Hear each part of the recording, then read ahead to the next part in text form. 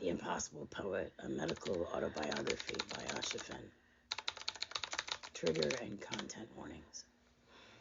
Inside this work will be cursing, discussion of chronic and constant pain, an EMT being unintentionally flashed twice, a shocking amount of abuse from others, and the writer herself, leveled against this relentlessly resilient ecosystem of a body. Even worse, there's poetry.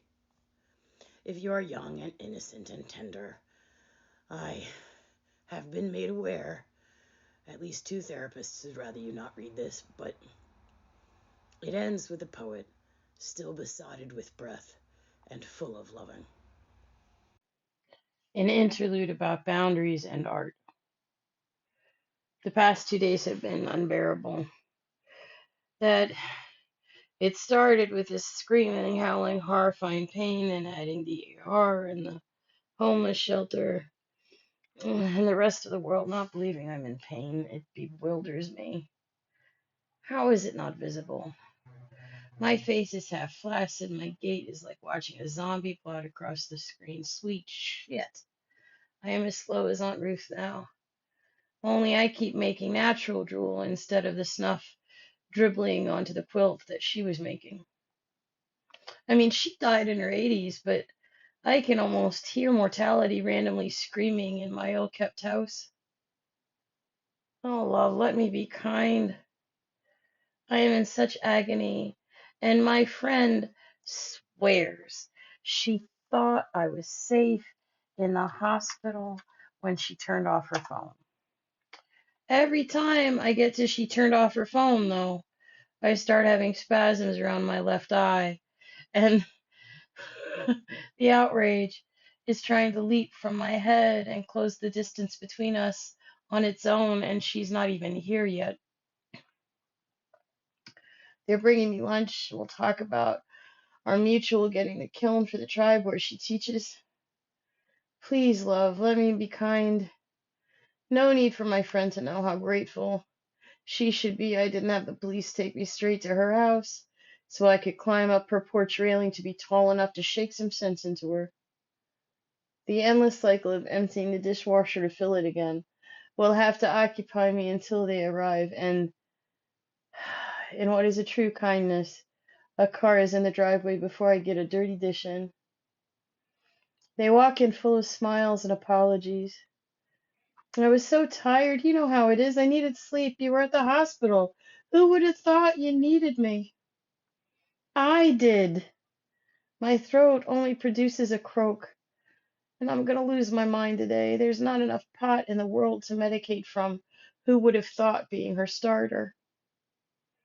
Sensing my agitation, our mutual sets up the table for us to eat.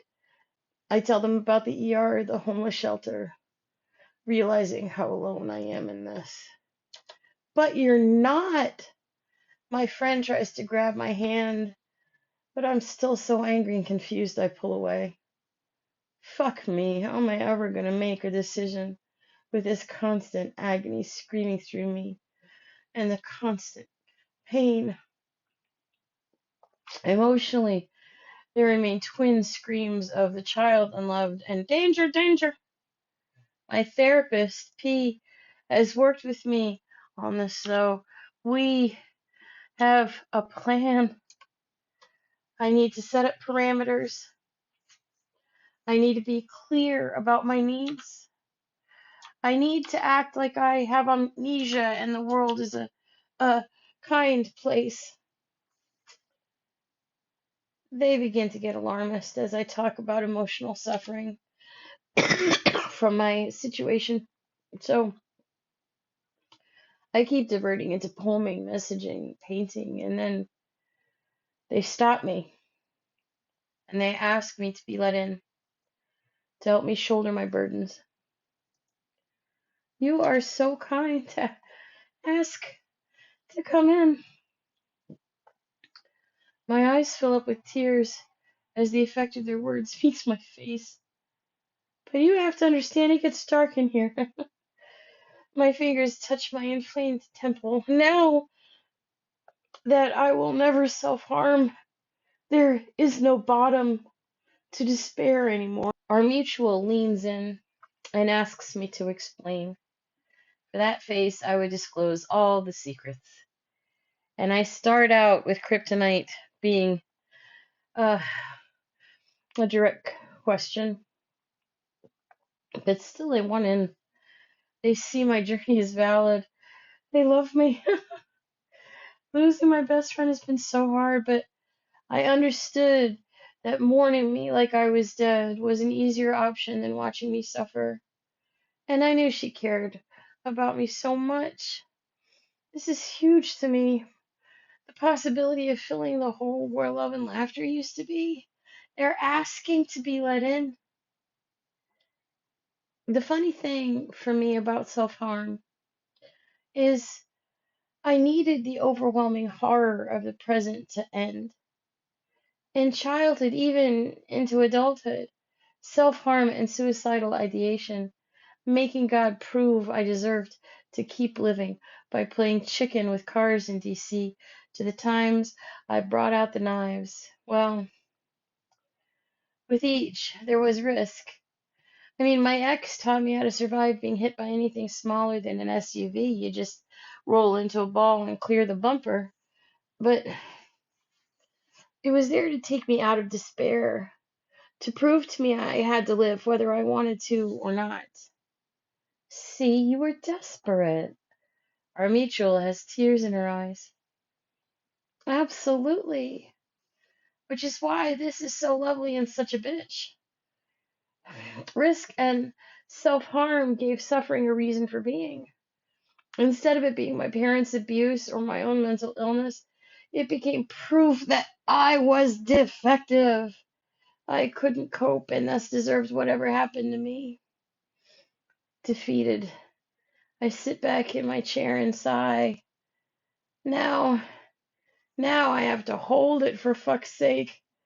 Falling for as long as it takes. Eventually I'll remember I'm right here, in my safe home, in my loving, and I can turn to art.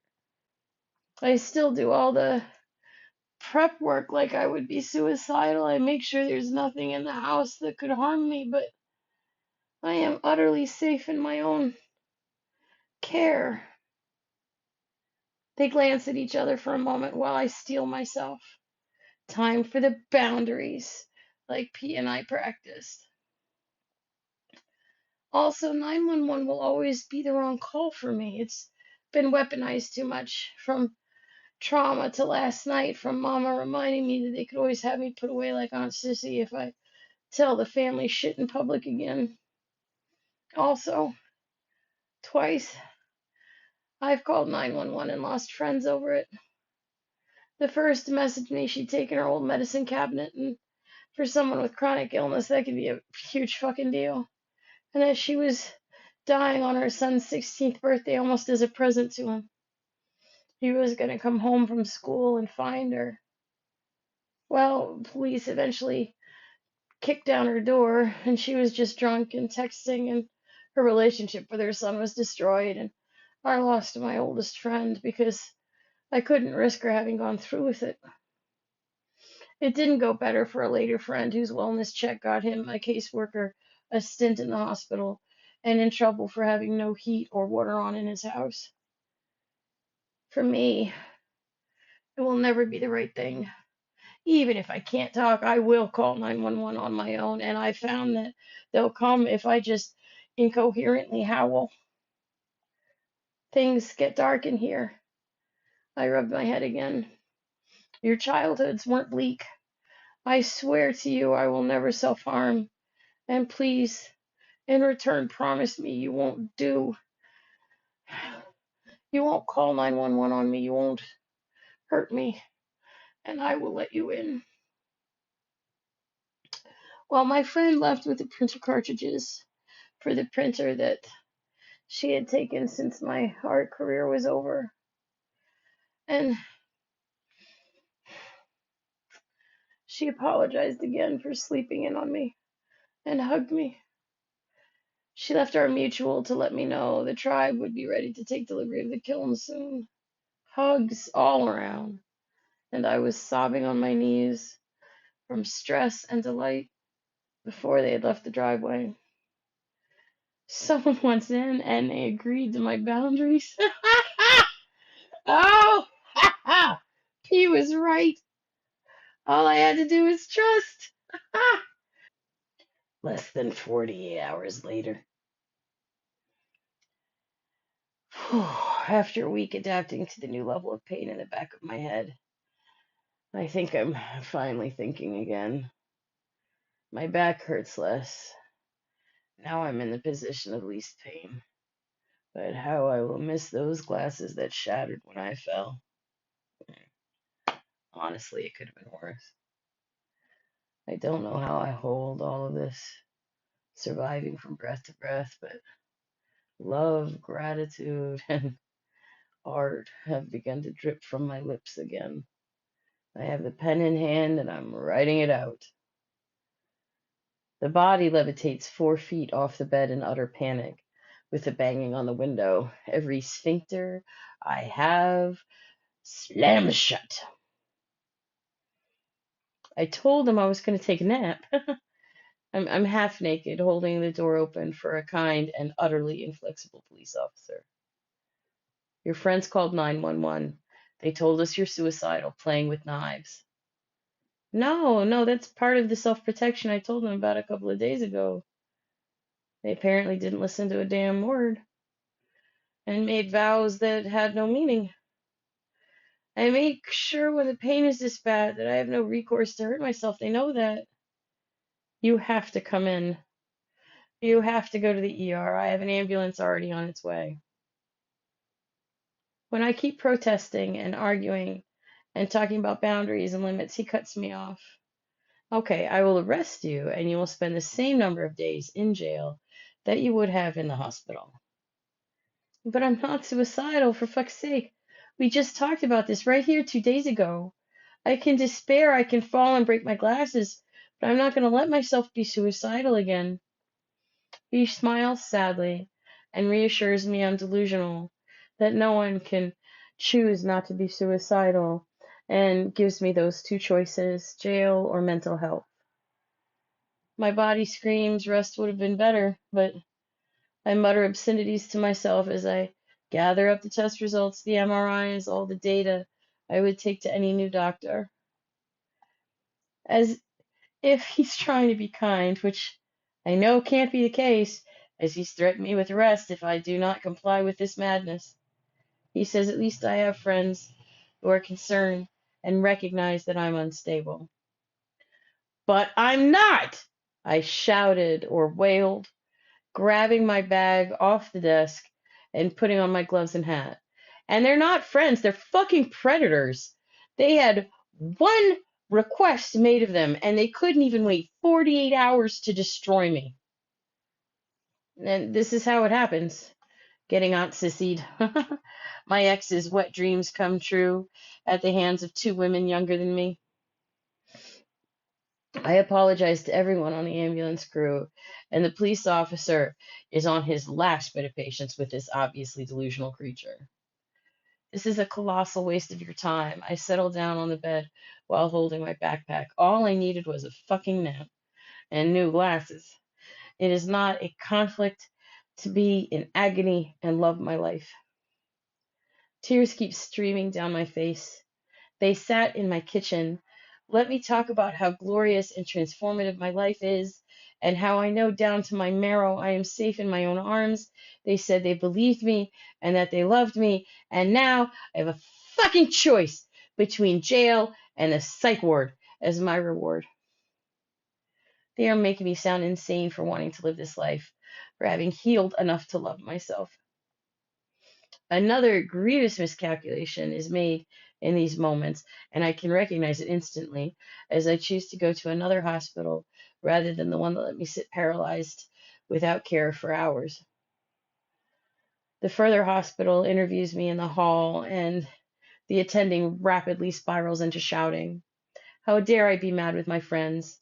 That I mention knives at all. Well, that means I had to be suicidal. And even if I'm saying they're too dull and there's no way to hurt myself, that was enough for them to act. Context is immaterial. Boundaries are invented. He refuses to look at the tests, the MRIs, screams at me it's obvious I'm not in pain, just drug seeking and suicidal. Finally, they lock me in a room without anything sharp or dangerous, including pen and paper, for a long time. I wind up praying to Kali, not to explode. I don't want to be with blood in my hair and skulls around my waist. I need to get free so I can shit on their lawns or do something else productive. I tell poems to myself and I do yoga poses, being gross again with the help of 3 blankets since my jacket could have been deadly and was taken away. And I have my legs up the wall and I keep grounding myself. I focus on my breathing between curses. How could I have been so stupid? How could I have believed that there was love, that anyone would believe me? They're younger than me, other artists. For them to tell this ER doctor that my art is a lie and that I have to be suicidal because they would be in my life.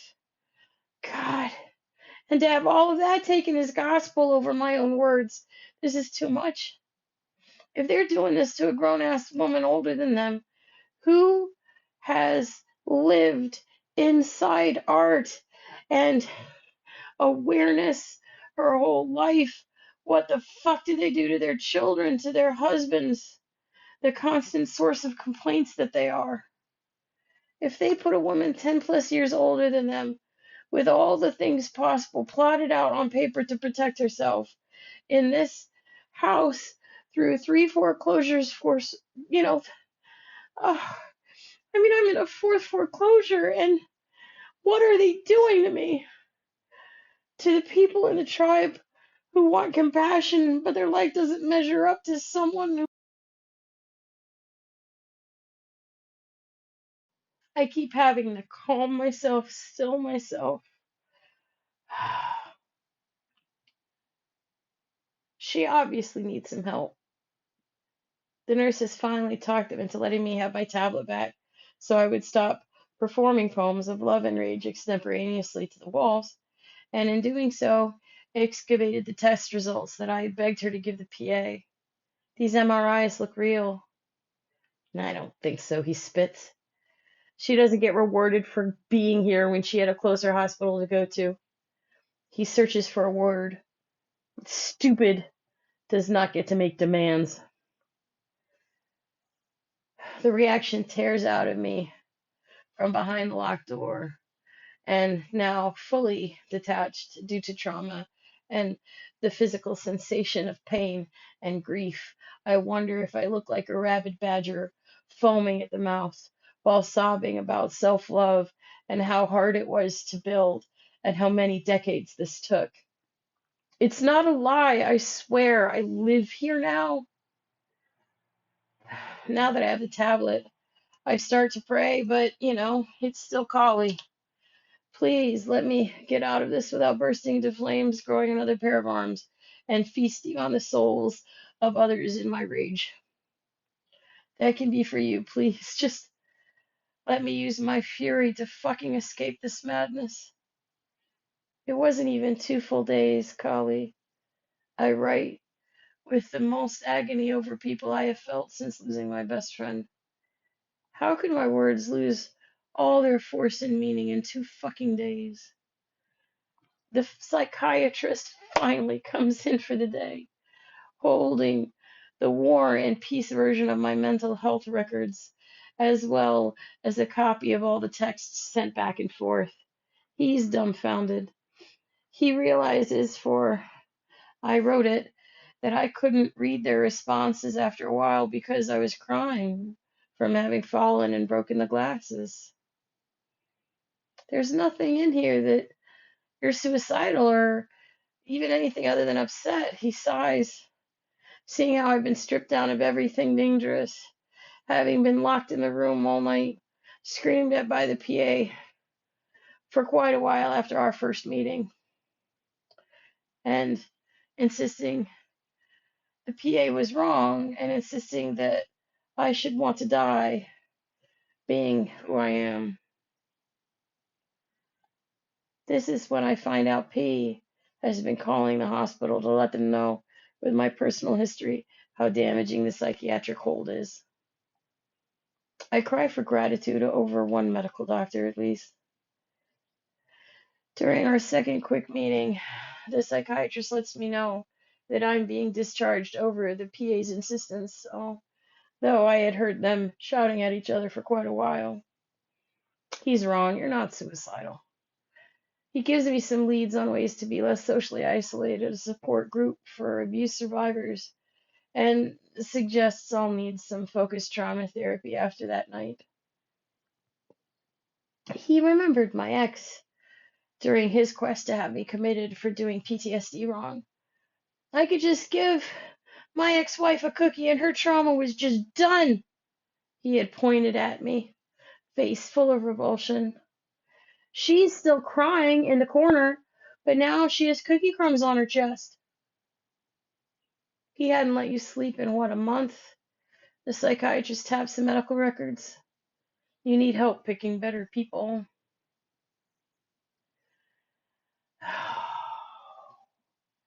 My friend had been there days after that near escape from institutionalization. We had dinner, and she introduced me to what would wind up being abusive roommates who would follow the abusive lover. It's not as though they did not realize what they were doing. And this was the only thing I asked them not to ever do to me just 2 days ago. Golly, how could they do this to me again? Even after the psychiatrist has another shouting match with the attending, and some friends make it to the parking lot and are waiting to drive me home, I cannot contain my wrath. The ones helping me with transportation have not seen me like this before. And I don't think I've been like this before. Maybe I shouted them from the back seat of the car. This is a sign of self-love, that I want to murder people for hurting me when I'm at my weakest. Oh, thank kittens, I'm a pacifist and impotent, and my head hurts so fucking bad. They lead me to my ill temper, reaffirming that this was fucking rude to do to me. Still, I'm keenly aware of something. They were driving 2.5 hours out of their way on a Saturday morning, way too fucking early. Surely this is proof of love. A huge amount of time for an adult has been spent wondering what my life would have been like if I had been raised by people like their parents. Still, my ability to look at them and feel any affection and compassion coming back to me from these people I love so much is broken again. It had taken me decades to get that to work. And now I look into their eyes and I cannot believe the compassion that I see. It's not real, or it's not for me. Because how can I be loved if I am not seen, believed, and respected? Tears keep spilling down my face. I had worked so hard to believe I could be loved by someone other than myself.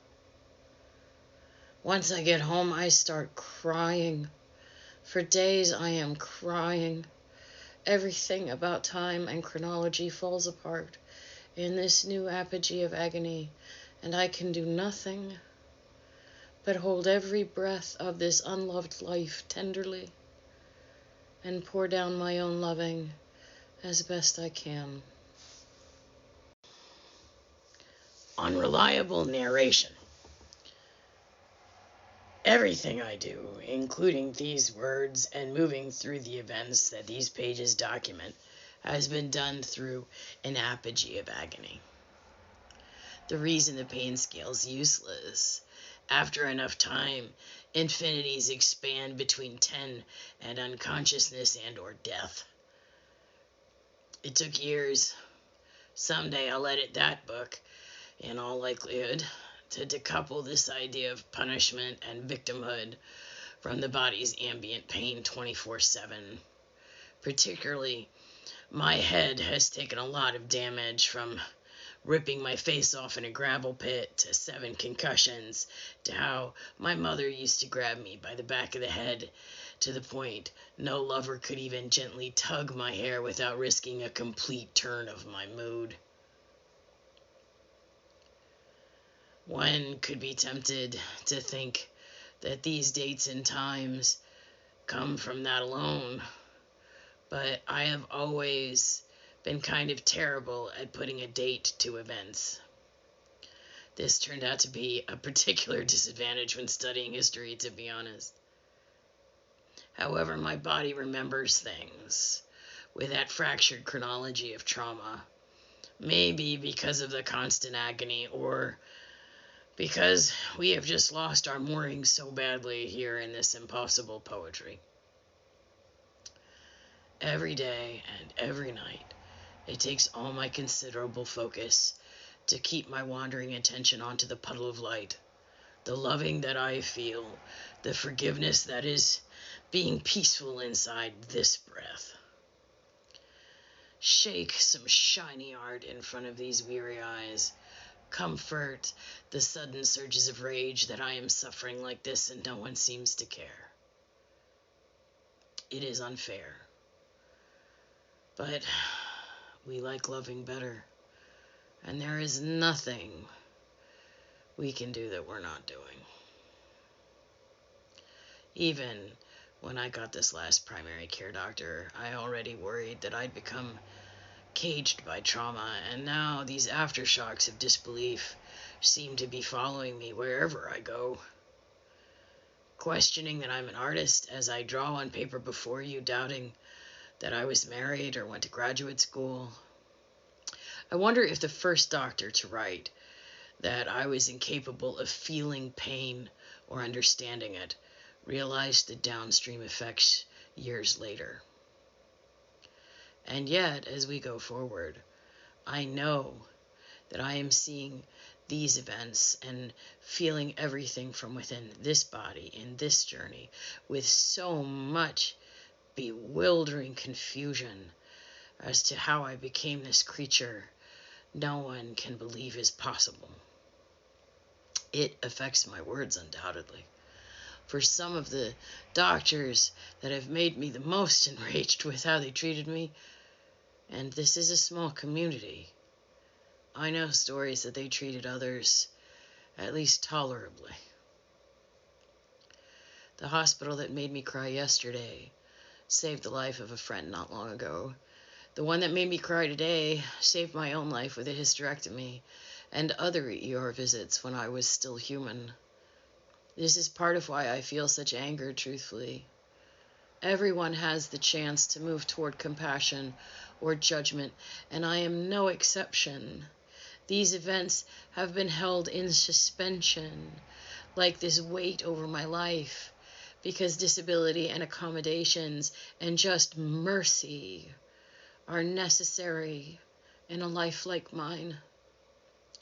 That I watch my denial and others get treatment leaves me confused, and the answer comes back that I am complicated and obviously not suffering.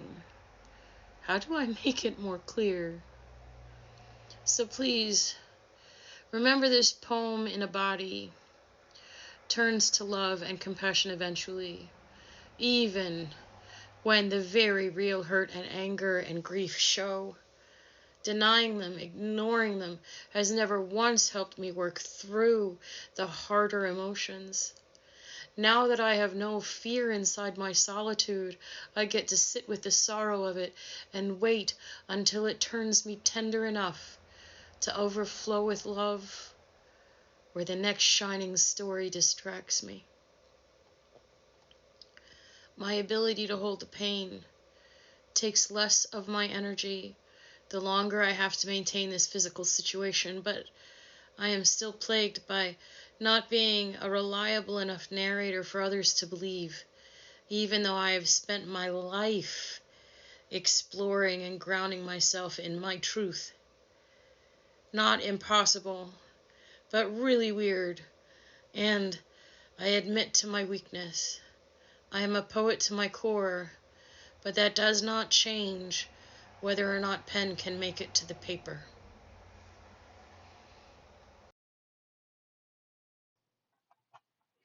The most neurodivergent thing ever. Dear Doctor, I keep starting this letter over and over again. I don't want to frighten you, but I don't want to repeat past mistakes either.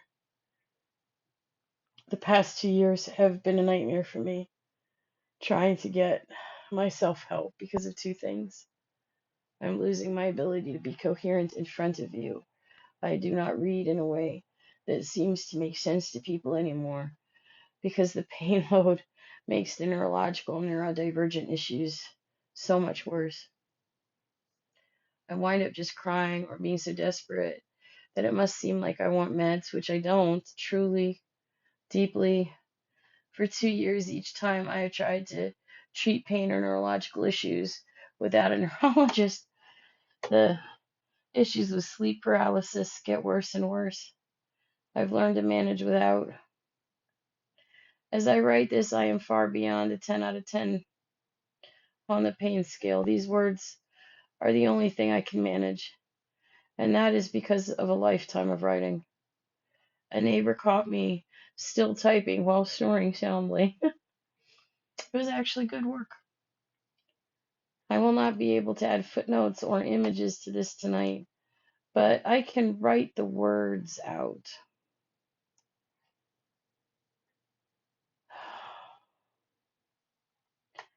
The first footnote: body scan meditations, which I do all the time, let me know that my head, the mass under my right ribs, and the strobing pain down my right arm, which happens all the time, is not a heart attack, but it makes painting impossible.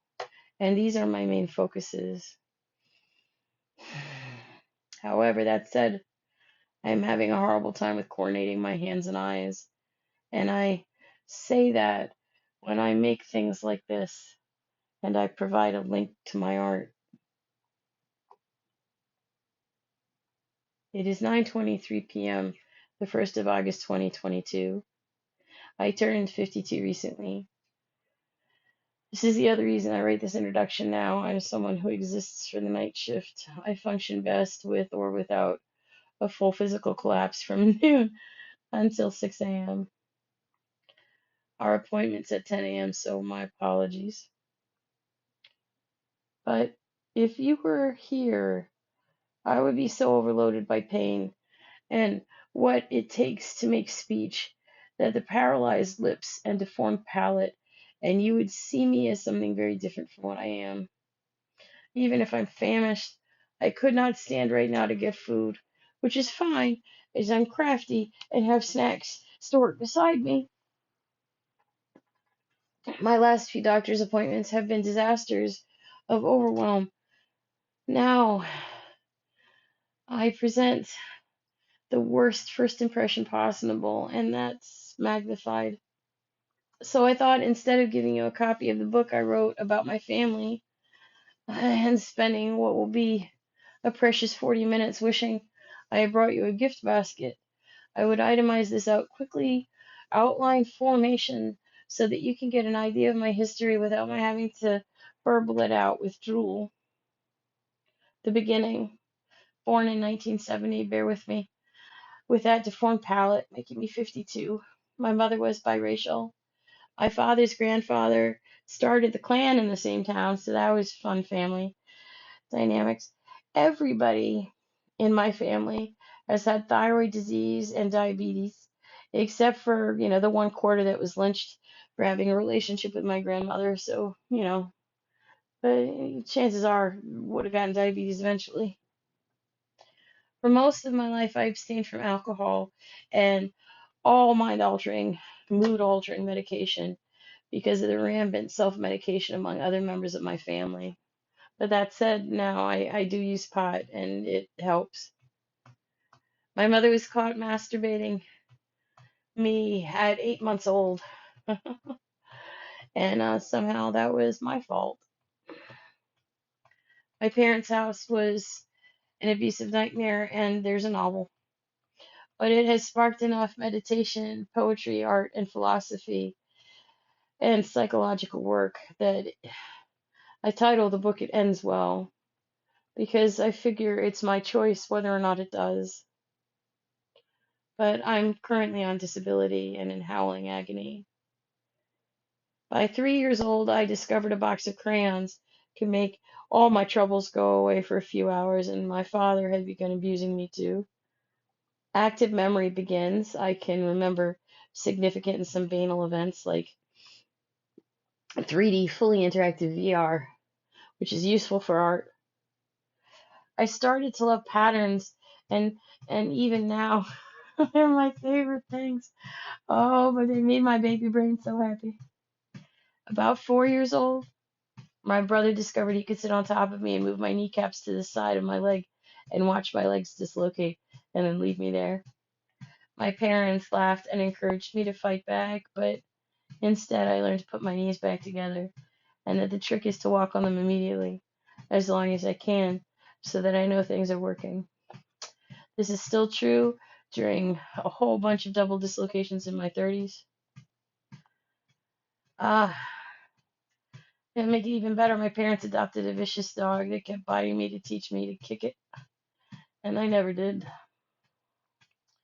By 8, I was irradiated at 3 Mile Island, and I think that is part of why the entire family has thyroid issues. I was diagnosed with asthma, re-diagnosed with hyperactivity multiple times. At 9, I had my first suicide attempt compared to the relative bliss and contentment I feel writing this, even though I'm in intractable agony. But that's the blessing of being depressed as an adult. They finally gave the dog away when I was about 9, after using it to box me into rooms and keep me up on furniture for years. I got my period before turning 10. Between 12 and 13 years old, I got surgery on my palate. There was a huge fleshy blob in addition to the bone, but I was still left with a bone outgrowth, the tori, and what would turn out to be complete inability to speak French. You know, there was a bicycle accident where the right side of my face was ripped off by gravel and my body weight. I lost all the skin on my lips and nose, and still have rocks in my collarbone, cheekbone, and above my right eye. Also, that summer I wrote my first novel. When I was 16, I was having such horrible issues with inappropriate sinus tachycardia during gym class. I kept passing out, which led to the revelation that I also needed hip replacements, which my parents refused. And I support that decision. Began to show real signs of mental distress around the same age. Between the abuse and trying to figure out people and trying to do school. Oh, began to have problems with my peers, not just understanding what I was talking about. At 18, I started college at George Mason University. I was a history major and a Spanish minor. I was re-diagnosed with dyslexia. Later, possibly said to be exophoria, but it seems to be a difference between the hardware and software for that one. The effects are the same. Tentatively diagnosed with PTSD at that age, but I did not pursue the diagnosis from that counselor until I was free from my parents' home completely. At 19, I finally managed to have consensual sex, and it was awesome. 21, I graduated from Mason with a 3.92.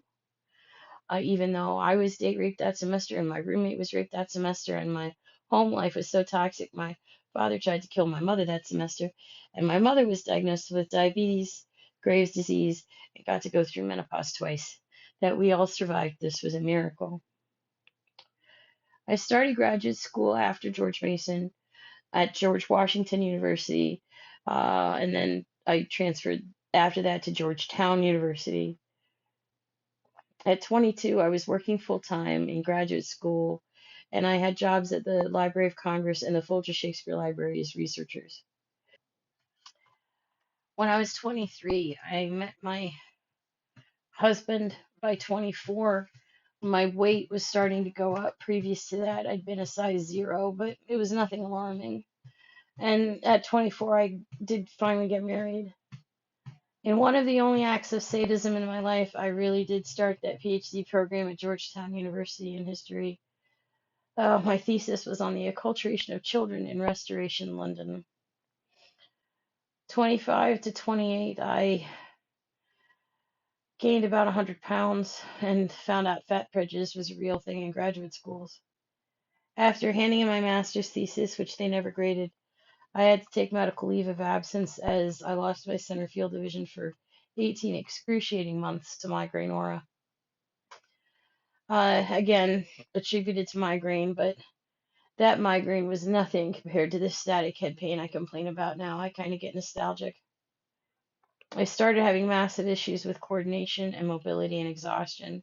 I was diagnosed with fibromyalgia, Hashimoto's thyroiditis, re-diagnosed with asthma, which actually got treated this time, diagnosed with chronic fatigue syndrome, Maigret syndrome, Raynaud syndrome. Oh, for what would be 3 different times in my adult life, they diagnosed me with MS, used it as a billing code, but never found lesions, so it dropped off. During my first semester at Georgetown, a coworker poured boiling oil on my writing hand, cooking through it. I put the cleaning cloth I had been using on the burn and pulled away all my skin down to the bone. In the hospital, they told me I'd never paint or draw or write cursive again. And, I make stuff like this on a regular basis.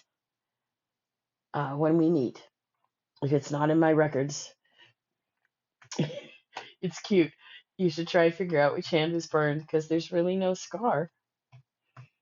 I began dislocating my hips at the same time. My knees would dislocate and then it would travel up. And I started having chronic shoulder and hand pain. Um, Throughout all of it, I was doing research and volunteering at the Washington National Cathedral. I was too disabled to work by the time I was about 29, wildly unpredictable in ability and coherency. I stopped the PhD program mostly because of memory issues, and a comprehensive exam on 2,000 books did not match. I threw myself wholeheartedly into writing as I'm a touch typist, and when I regained my sight, I started sculpting, and then, I've always been drawing, and I began to take pottery classes, and I was horrific. So bad. But by the time we moved to Maine, not only had I started to make very good pottery indeed, but a lot of my neurological issues had subsided. The moment my ex was given the ability to move anywhere in the country and telecommute, we moved here. And in the same time, I was also diagnosed with IBS and gastroparesis. From 34 to 39, oh, in a lot of ways, these were the best times of my life. I lost weight. I did serious work on the PTSD that became the novel I keep mentioning. But my marriage dissolves in horrible ways. There's a book about that too. And during this time, I have full neuropsych testing because my ex thought I was crazy, and it turned out I was not. But they did say I had PTSD, which eventually became CPTSD, ADHD, and hypercreativity, and that I was quite smarter than my ex wanted to hear. I started making art professionally, but during my marriage, it was a bit problematical. He was not a big fan. And then I had my gallbladder removed. I worked with a pain clinic on meditation and how to use that to help with pain, and I could not recommend it enough. It was really wonderful.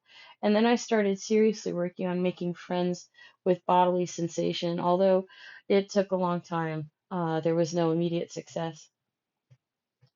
At 39, I got divorced, was diagnosed with diabetes, but it turned out to, be an abusive husband. I did still get diabetes in the end, though. I dislocated my left arm.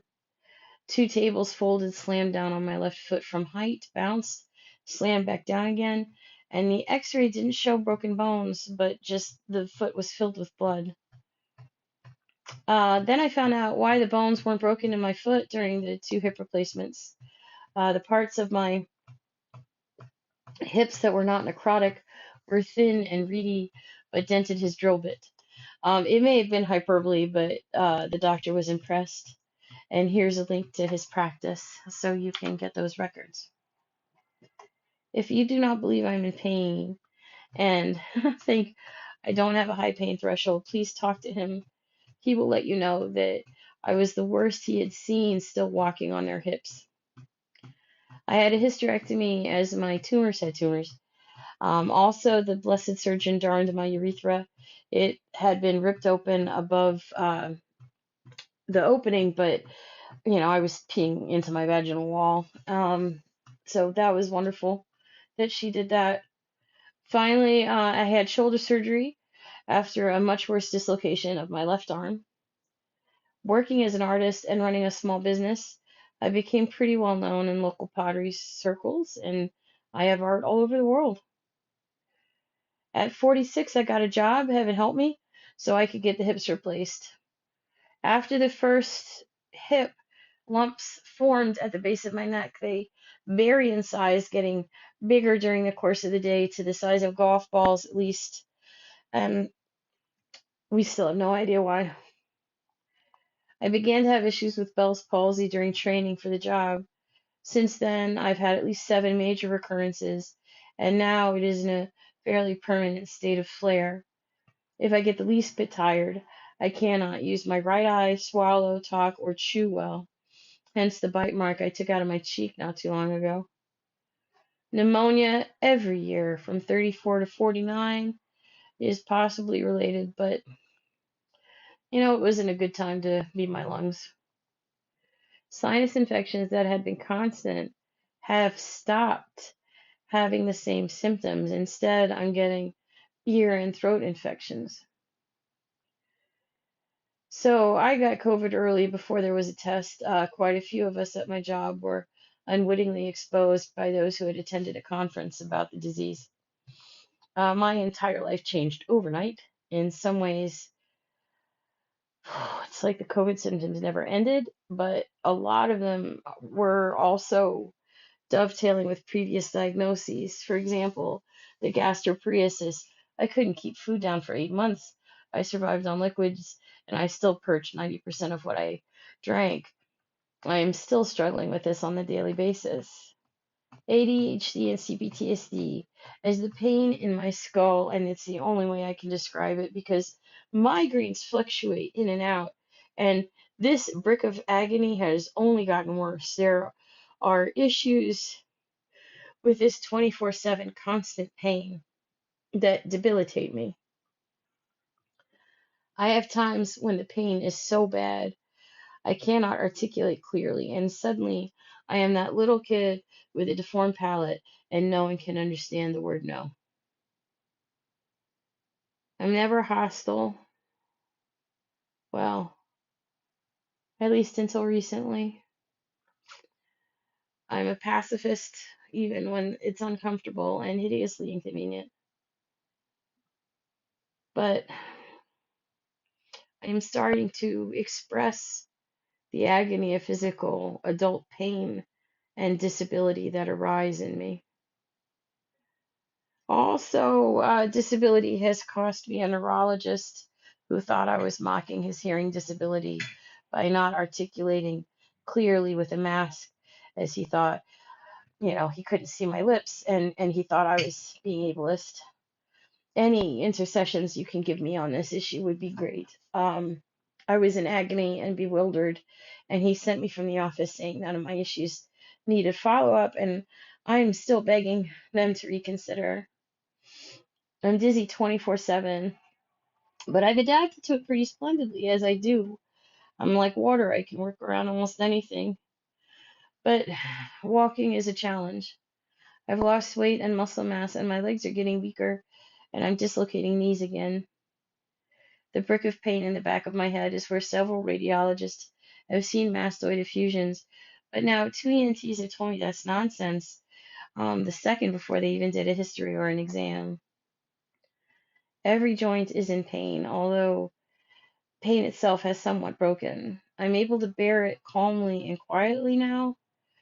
I was never fight or flight. I couldn't. I was freezer fawn, too small, and I had asthma. So I will be quietly entertaining for you, but I might be praying for an early death or just the return to my still silent sanctuary. And I've made art, like my life depends on it. Without family, friends, I could not stay in this kind of agony without the art. So, for 2 years at this 10 out of 10 pain, socially isolated, confined to home 99.998% of the time, and then I was just left to cook. And I did. Where once I was just this traumatized person wandering about, I am now a traumatized person wandering about, full of love and contentment. If you tell me I am not joyous or that my art is terrible or that I shouldn't be writing, I won't be able to work with you. I had to fire a therapist last month. Even if my art horrifies you, it is my lifeline and I'm hurting no one. The only way I have to express love is through my art, and loving is the only reason I can withstand this pain. I love to write, to hold the pen in my hand, to weave word into poem. For this, I can live through anything. But I beg you, please don't make me. This is not a comprehensive list of trauma or illness, to be sure. I haven't mentioned psoriasis or the pseudo gout, or the rheumatologist who said I couldn't have arthritis after I'd already had a necrotic hip replaced. And that was the last time I got a reference to that specialty. Likewise, if you're of the same mind as my previous PCP and believe I have to wait another 2 years or more for neuropsych testing to prove to you that pain is real before I can be sent to specialists, I will devolve into a ball of sobs in your office. And I apologize in advance. I will get the neuropsych testing. At this point, I would probably let you torture me and stay calm to prove I'm emotionally able to control myself, even in agony. Honestly, please, I beg you, help me. I know 99% of people see me as this fat, disabled woman with skin hanging from her, indignant and worthless. Please, please, I beg you. Understand after a lifetime of trauma and distress, I have found my peace, and I know how to fill myself up with love when I'm lacking. I just want to live in my strength and be fierce in my loving. I know I'm complex, and between the 3 Mile Island, the DNA, the abuse, and the neurodivergence. Likewise, I may leave you cold and unwilling to interact with me, and that will not break me. I will take no offense, just let me know. If you meet me and you cannot help me, I am not looking for answers, just a solid quest for them. Please let me know. I have to keep looking, and please don't say the ER, as they've sent me home in agony 8 times now because they look at me and just grow instantly overwhelmed. I'm all right if there's no fix, but I can't give up. Yours truly, Ashafen. A new PCP. I wrote her a letter. Heaven help me. Probably the most neurodivergent thing I have ever done. To be honest, can I have become autistic just from the overload of this constant screaming pain, or was it always there just lingering? Hmm. Neurodivergency has to be the problem. It's just a communications issue. If I explain myself clearly enough, beg for help plainly enough, make sure to be calm and not screaming, no matter how much it hurts to talk. How do I bring up that I'm having such difficulty functioning in any way if it's not silent stillness all around me? How do I discuss this constant proximity to overload with pain and shock that washes over me no matter how much I meditate and follow the breath every moment I interact with others? Is there going to be a way to explain how this cripples me? As an artist, I can't edit, I can't promote, I can't seem to finish big projects or even remember what I wrote the night before beyond general subject and how much I loved flowing. If I wrote it out, I thought, and she reads it, this will be resolved and I'll get help. And as she walks in, I can see that she's carrying a sheaf of paper and it's covered in ink. She read it. I try so hard not to weep openly with my hope. She pats the papers and says this was harrowing abuse. Honestly, I'm having to work so hard to contain my joy that she read the letter. I forgive myself for my dismissive tone. Those wounds are only the context. I know, but it is what it is. And my head hurts so badly. Eventually, I leave the office with 4 referrals: general surgery for the masses in my arms, neurology, rheumatology, and physical therapy for the swallowing, speaking issues, and my heart is singing. Correction. This chapter should have come before the previous two. It is mentioned in the letter, and I apologize. I'm not reordering the book at this stage. I realized my mistake. Also, this is the piece of art that will have sparked the next chapter. Ghastly. See, that is just ghastly. She sneers at me, waving my tablet away. No one would ever want to see something like that in their dining room.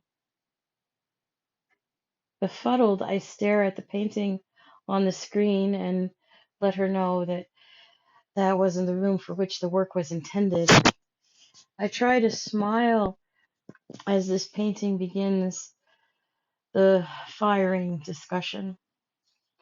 P stepped back from working with me after the trip to the ER, where I had to prove that I was sane. And my new one has done 2 things in our previous visit that were getting her fired. First, she gave a stunning defense of racism after finally fully understanding my mother was biracial. Second, and we were talking about the art, she pursed her lips and asked me, where do you think this love comes from when you create? From me, I answered without hesitation, and she turned her head to the side and laughed out loud. If you really had any self love, why would you be here? Why would you want to interact with the world? There would be no need for you to make the art. She continued, defensive about her own anger, about her own laughter, because you would just shut the door to your house and never come out again if you actually possessed self love. So both those things were getting her fired, but I wanted to explain to her the use of art, at least for other patients in the future. But she had stopped at this image in my portfolio. This is horrifying.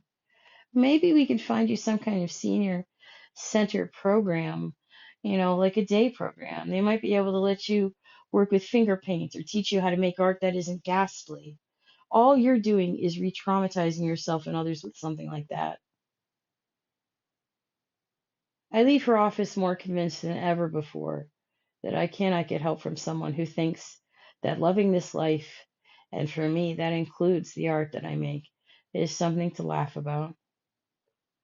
If that woman had control over my existence, I wept on the way home, still seated in a surreal calm. I would be surrounded so fast, kept from books and paper and pen, or I would be institutionalized like Aunt Sissy, to be kept in red rooms 24/7. At least I comfort myself as I trudge up the steps to the house I'm working so hard to keep. This time I fired a therapist earlier than I would have. There was less questioning as to whether they might be right, and I'm no longer arguing that I have worth to others.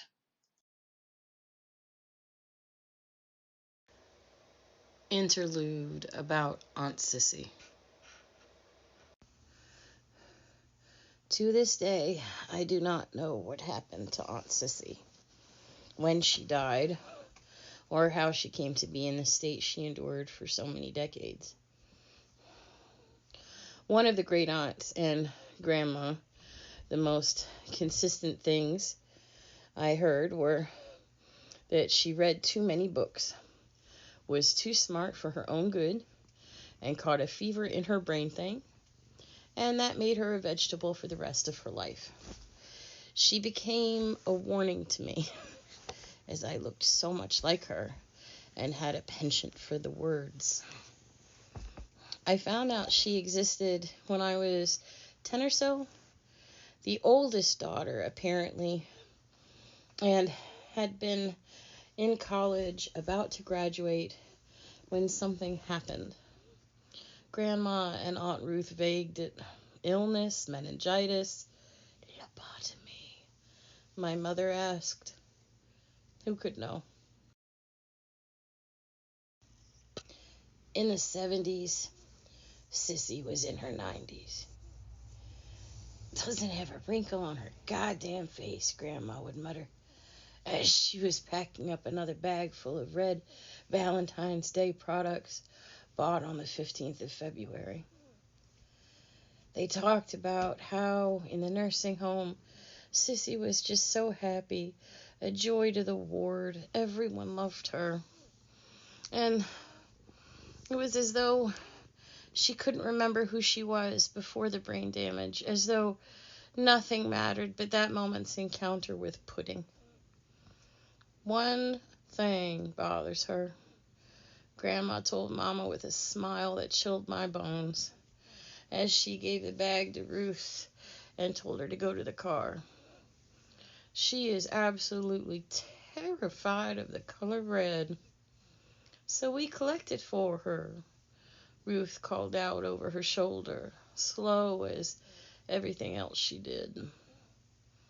That way, we can make her feel something for a while. She starts screaming, she hides in the closet, and we festoon the room with red pillows, red hearts, red balloons. Smiling again, Grandma felt such a thrill as they were leaving. I love to make sure she's screaming, pissing, and shitting herself with terror. So for a few days, she'll at least know she was alive. Mama and I stayed quiet after they left, driven to the nursing home by my oblivious father, returning after an hour or so, utterly contented with their work. Oh, she knows she's alive now. We asked about Sissy, but they blew our questions off again and again until she was dead. Ruth followed right after her, being called Sarah Turner, the first name she never used, and the surname of the man whose abuse was so bad that every time she mentioned his name, she spat.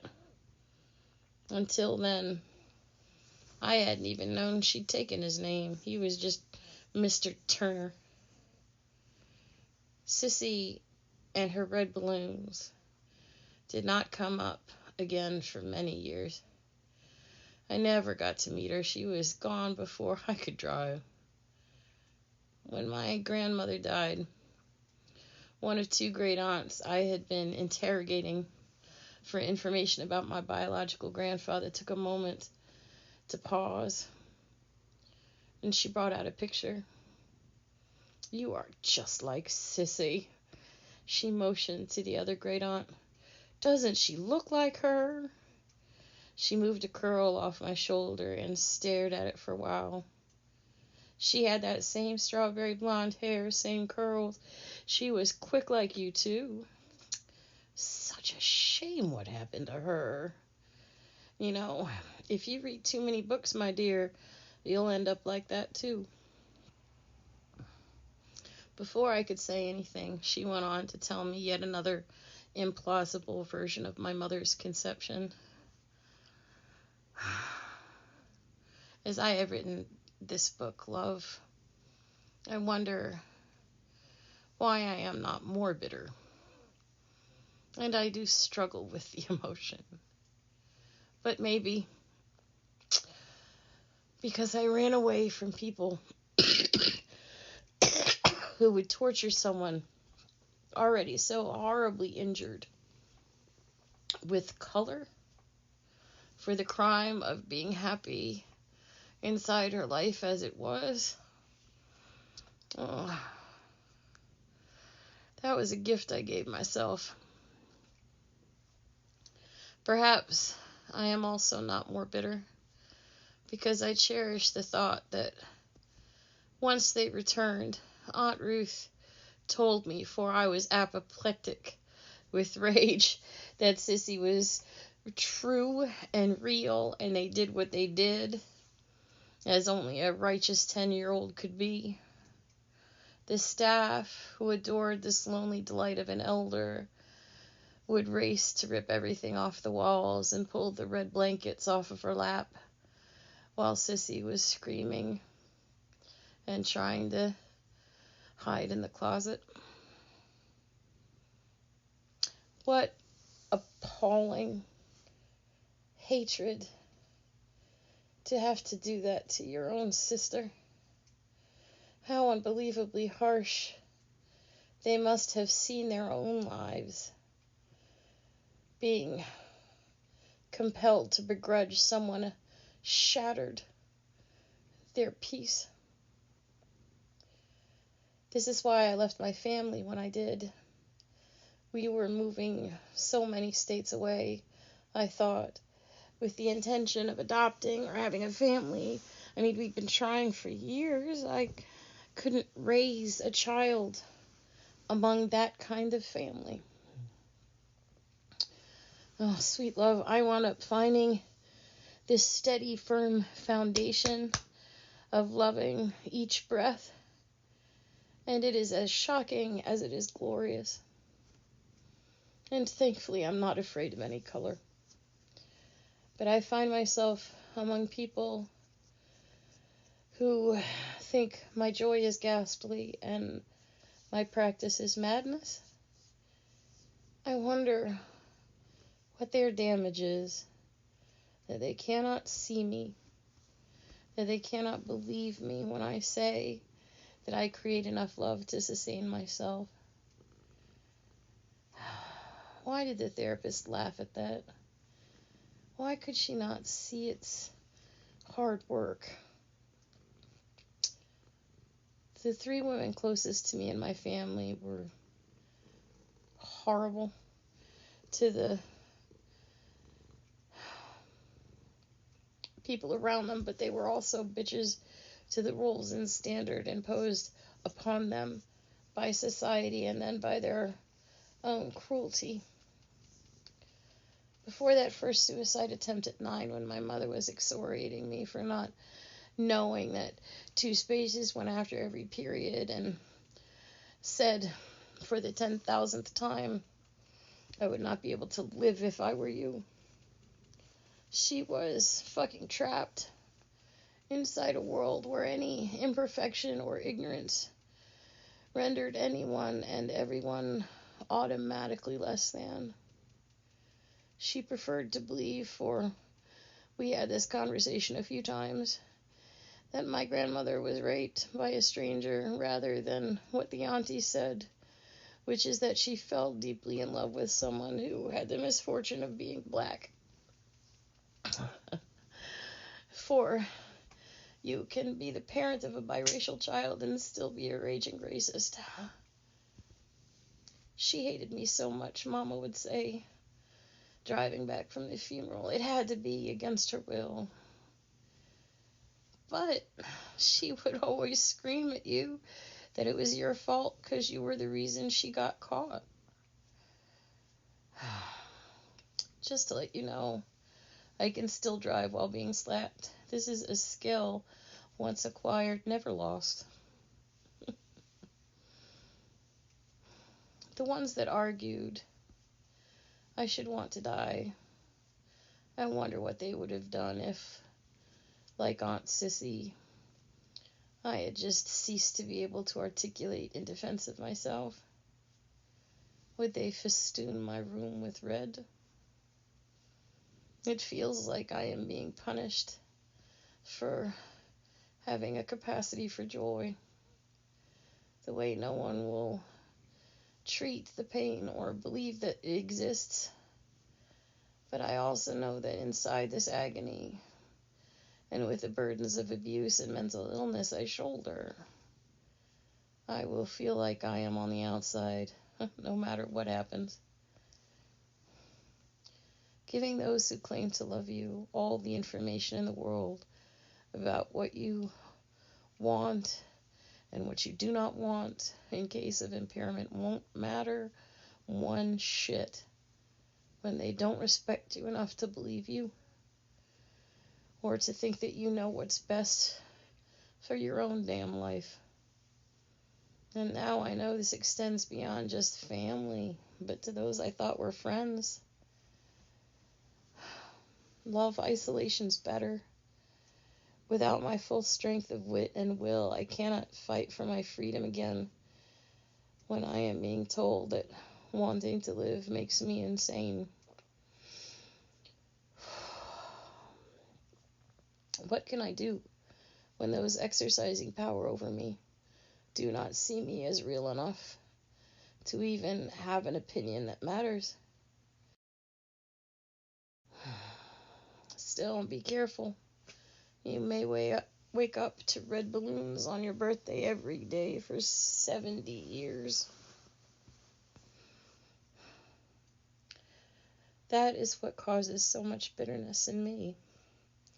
During moments like this weekend's ER, wishing me luck with this new debilitating agony below my ribs. Why the poet keeps stomping her feet in outrage at those former friends so long after the event. Thankfully, I can come here to the altar of art, laying my soul open onto the page.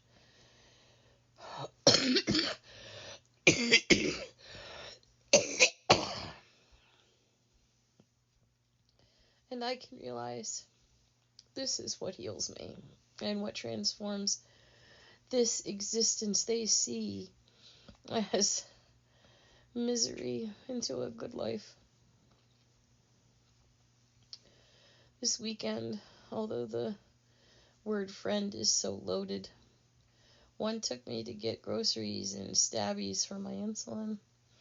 Maybe it was overdoing it shopping that left me in agony later, but I would have been on the floor that night, screaming regardless in all likelihood. As we talked, I got a chance to give this analogy to someone else who could deeply understand it, given our mutual love of music. Without time, there would be no music at all. Without progression, without some form of a beat, everything that overlays and intertwines with it, we could not have story or song.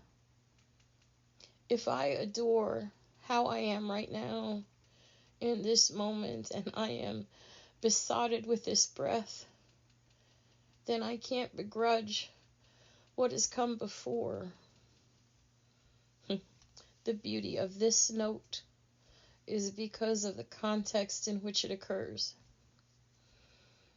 Now for me, when I flow like I have been, the love that fills me with this immediacy of word to the neurons firing, when all else falls away and I am nothing but the delight that we have this language that connects us, even when I am housebound and overwhelmed with bodily woe. All the bitterness gets swept away into the forgiveness that flows through me. And I still don't get why they did it. The impacts of their actions continue to reverberate in my interactions with ERs and doctors. But I pour love like honey over the version of me that was ready to shit on their lawn after getting released from the hospital, but didn't. Good poet. They didn't deserve the fertilizer. But that on its own is enough for me to know I really have to be vigilant about the bitterness. It's a sign I'm believing the madness that I am somehow less than the glorious drunk lover pounding letters onto the screen before me. Like this act of steadfast self-love will have an impact somewhere else. And even if it doesn't, love is its own reward. Being here in the embrace of story and painting and talking to all the faces I doodle so they will tell me their stories. I know I am inside my own imagination, filling up with love that I am creating, and filling hope up with fuel enough to get through the times when solitude becomes isolation. And I know that I am on my own inside this journey. My gratitude for what I can change, mediums that I have at my disposal to suit body and mind's abilities, whatever they happen to be in the moment, is endless. That I have time to explore the ways in which I am like my ancestors and how I reject them. This fills me as I run out of words. Aunt Sissy, I would have covered you in blue or green or whatever color made you smile. And I would have wrapped your joy in protection, because even if I had never known you at your prime, I would have treasured your happiness, because I would have seen it as a miracle to find peace after whatever illness or injury you suffered. And yet I am so afraid that had you stayed healthy and strong, there would have been 4 women in the window judging a woman in a wheelchair, full of outer vestiges of meaning, children, a husband that was devoted to her, but who was still not worth living. Stoned as I am, I imagine that there would just be one more voice amid this Greek choir of ancestors, all angry and outraged at the state of my house, and that my reaction to their anger is to smoke another bowl. I give thanks to every deity I can think of, that I am alone and living in my loving, rather than that kind of social agony. And I move from language to how shadow and light play with each other painting. May I keep practicing myself away from the bitterness and the judgment that fuels it.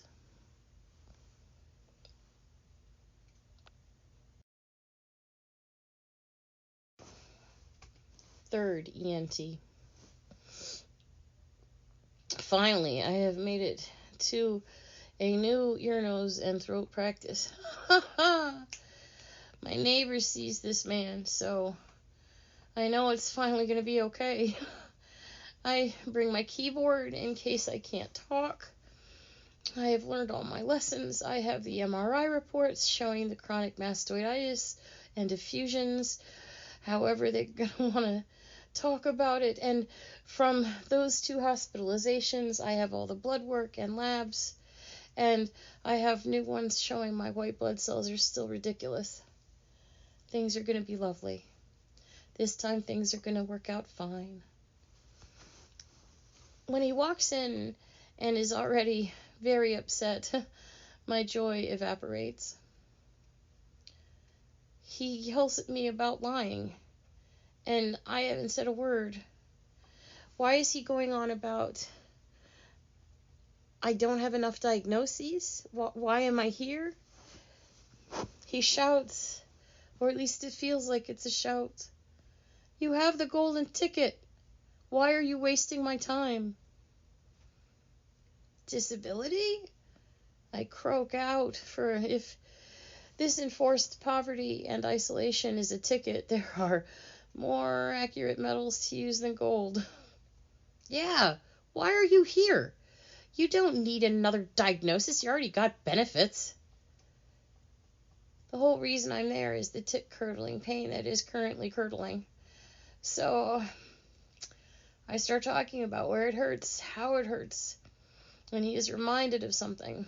That is ridiculous. You have to stop talking about tumors. Excuse me? Olivia, the meningioma was only mentioned as having been ruled out as the cause of the tit-curdling pain. Words keep tumbling out of me. I have been creating benign tumors since the uterus was eaten by them. My tumors had tumors. There are dozens of palpable ones through the skin causing their own issues with breathing and the function of my arm. What about the mastoids on the scans, I ask. He is so angry he just leaves the room, and then a few minutes later comes back. There is no mastoiditis on any scan, and this time I really think he has to be shouting. But I'm holding the radiologist reports in my hand. The radiologists?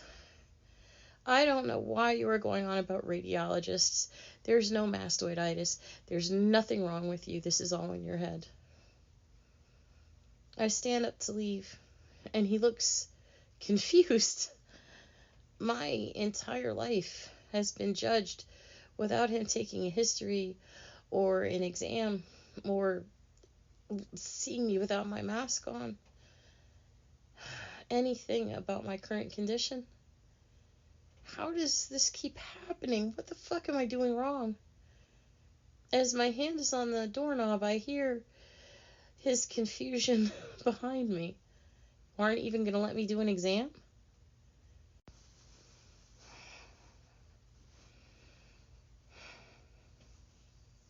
Absolutely bewildered, I toss my paperwork, my jacket, and my bag into a chair and lumber up into the other one. He makes it far enough to notice that there is inflammation in my ears, but nothing serious. My nose is irritated, my throat looks irritated as well, and wow, you have a deformed palate. How many tori are there? He sounds almost regretful. If you had started with this rather than lying about the mastoiditis.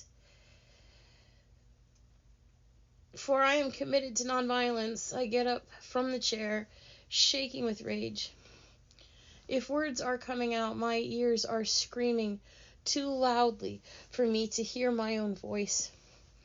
3 radiologists, 3 separate scans, 2 hospitalizations. How can he be staring at the deformities in my skull and telling me that none of it's real and I can't have real pain?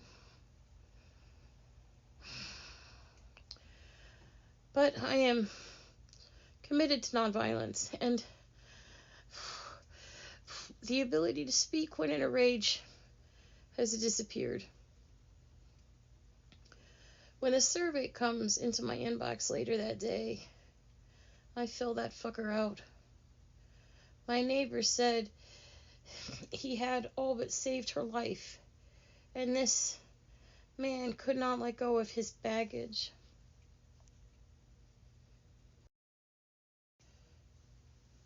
Turning into an octopus.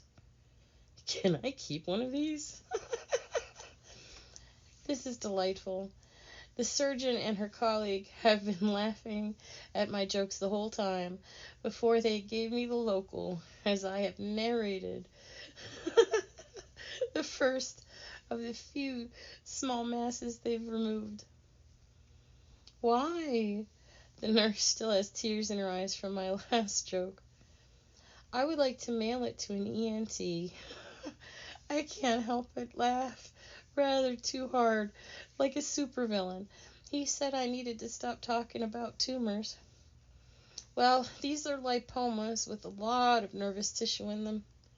She's pulling out 2 more now, and we've reached the large one, the one deforming the muscle around it and making lifting this arm next to impossible. We all stop talking while she tugs and she pulls like she's giving birth, opening the incision a little bit more, and then finally this glorious little brain thing comes out. It has lobes, the nurse coos. The doctor and I are staring at the little brain thing, and then when our gaze meets, I whisper, I must be turning into an octopus. She laughs so hard she drops the brainy lipoma on the floor and has to grab it for the biopsy after apologizing and saying something hilariously unprofessional before bursting into laughter again. You are too much. Sadly, I know. I take a moment to breathe. The bright side about the head pain is that it tends to make me lose other sensations, but that one screaming through my cerebellum. Darn it, though. I still remember the 4th grade. Laughter fills the room as she takes out a few more wee masses and then closes up my arm with this huge dent in it. You are an absolute delight as a patient, the surgeon says as she leaves, wiping tears out of her eyes once the safety glasses are off. Thank you for that. I needed that today. Thank you. Dent aside, my arm can move again. There will be so much painting. You have no idea what you've done for me with this, even if I still remember my childhood. The surgeon laughs so brightly as she leaves.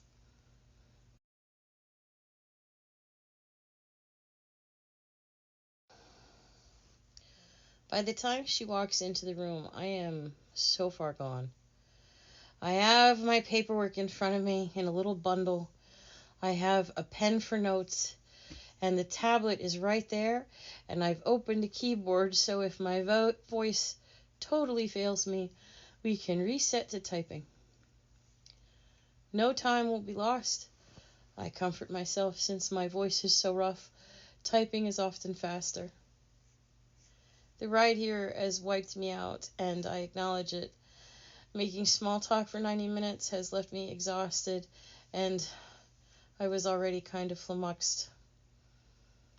The doctor does a full history, and I almost want to cry. And then she does an exam, goes over the reports and the MRIs and the brainy lipomas, and we talk about Olivia, the meningioma, and discuss fibroids and other masses palpable through the skin. She confirms for me this would hurt, and I am giddy with delight. This is fucking awesome. We go over Olivia specifically because she shouldn't be the cause of any agony. She's in the wrong place and bothering nothing. I let the doctor know that in my head she's just kind of watching the fireworks display of my brain. We go over the history of abuse, the years of CPTSD therapy, the ADHD, the dyslexia, the synesthesia, and the special hell that creates as much physical sensation and then translates it back into sound and color. It's why I've moved back to black and white as an artist. I wonder if my voice is betraying how much this grieves me sometimes. I just can't reliably see through color to work with color. At that point, the doctor turns the monitor around for me to see a web page of something called functional neurological disorder. This seems to be what's going on neurologically. She describes how the diagnosis fits the symptoms, even the brainy lipomas, because after enough time in constant stress, the body just changes the way it exists.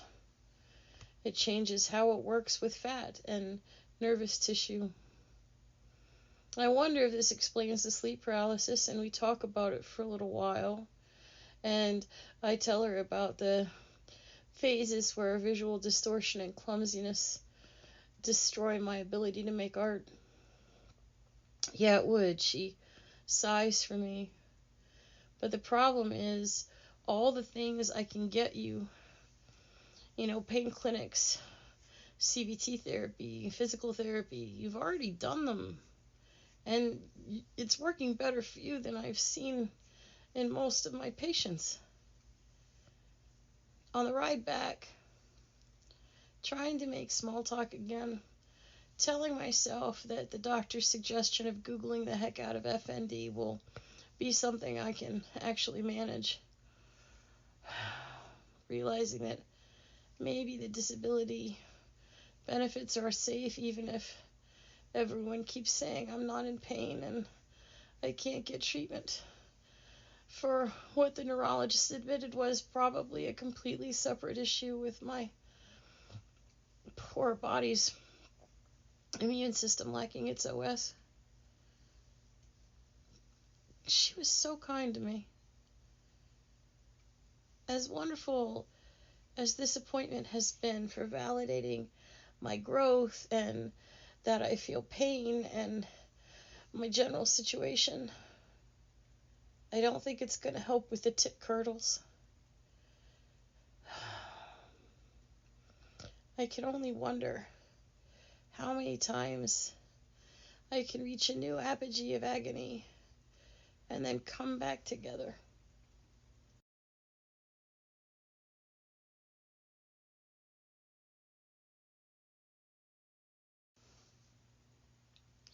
Speech therapist.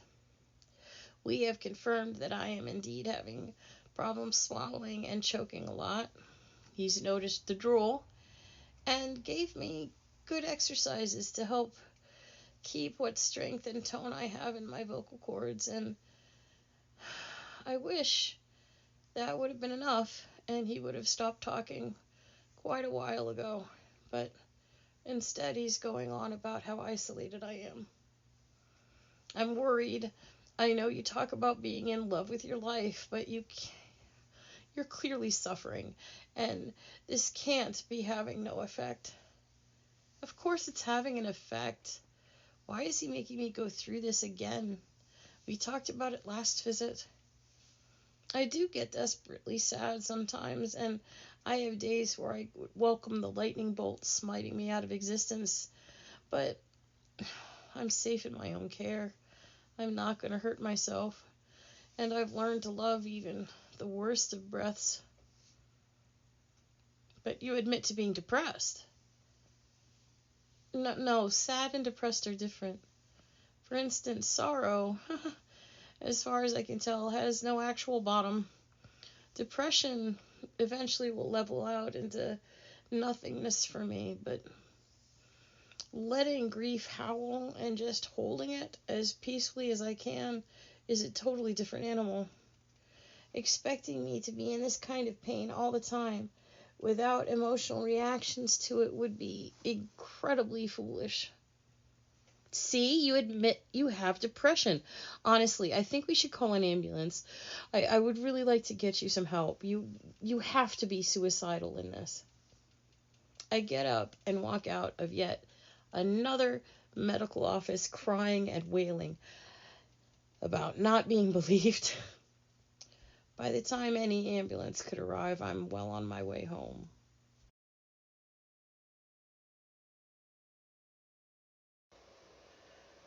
Fourth END.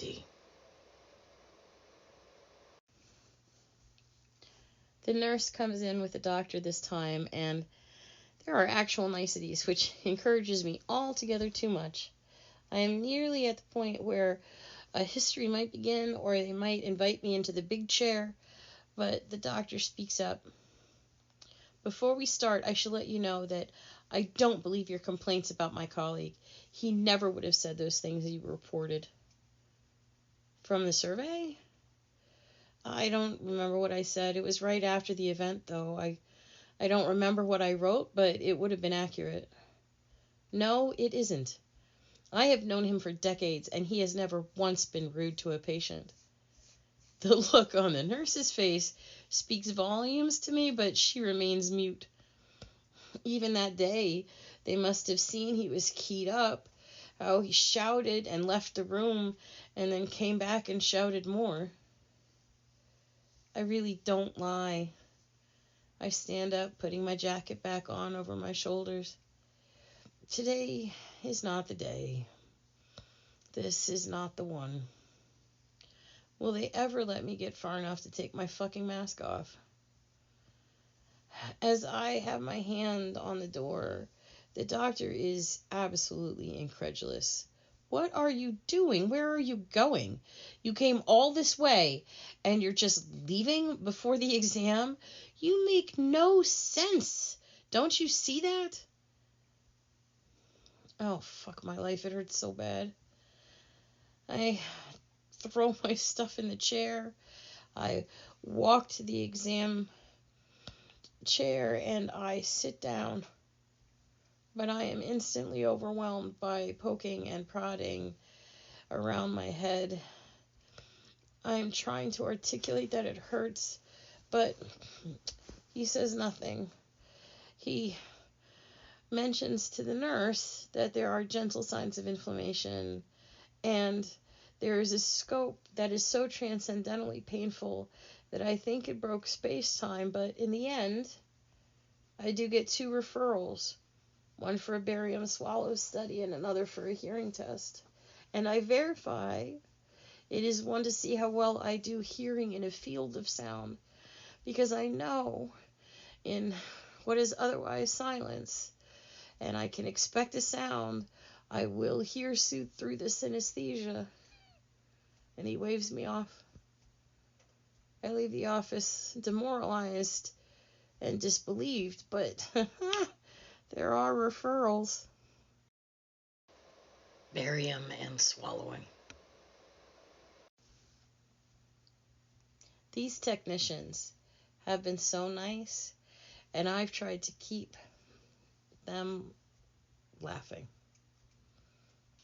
I figure it has to be like the surgery and the biopsies. If I'm congenial, they'll help me more. The first test was a catastrophe of pain, blood coming out when the scope was removed. My cheeks are still wet from crying, and they've made a note to the doctor that I can't go through another scoping test without something for pain or fear or both. The barium test is altogether gentler, though. They just have me eat some things and then show me on the screen how I'm swallowing. They let me know that their charting is kind of yes-no, and we talk about the things that they're seeing that they really don't have a way to put into the record. And as we go through this, I've identified the staging area where everything pools before swallowing, and it turns out everyone has this. And then we see how the food goes down and stops and goes down and stops and goes down and stops. But at least it gets down in the end. But I start to see that in the back of my head, as I have more and more of the barium, there's a puddle getting darker and darker. What is that? I have no idea. The technician's voice is a little higher than it was before, but I'm not going to be able to have a way to chart about that, so you need to reach out to the doctor about it. As we keep going, it gets darker and darker, and I wish I had my phone on me rather than leaving it in the primary office as requested, because that motherfucking thing looks exactly like how I have been drawing the tit curdles for years now. Huh. A puddle in the back of my head with something like fingers going into my ears and cheekbone and jaw. I go home with instructions to start agitating with the doctor for a follow-up.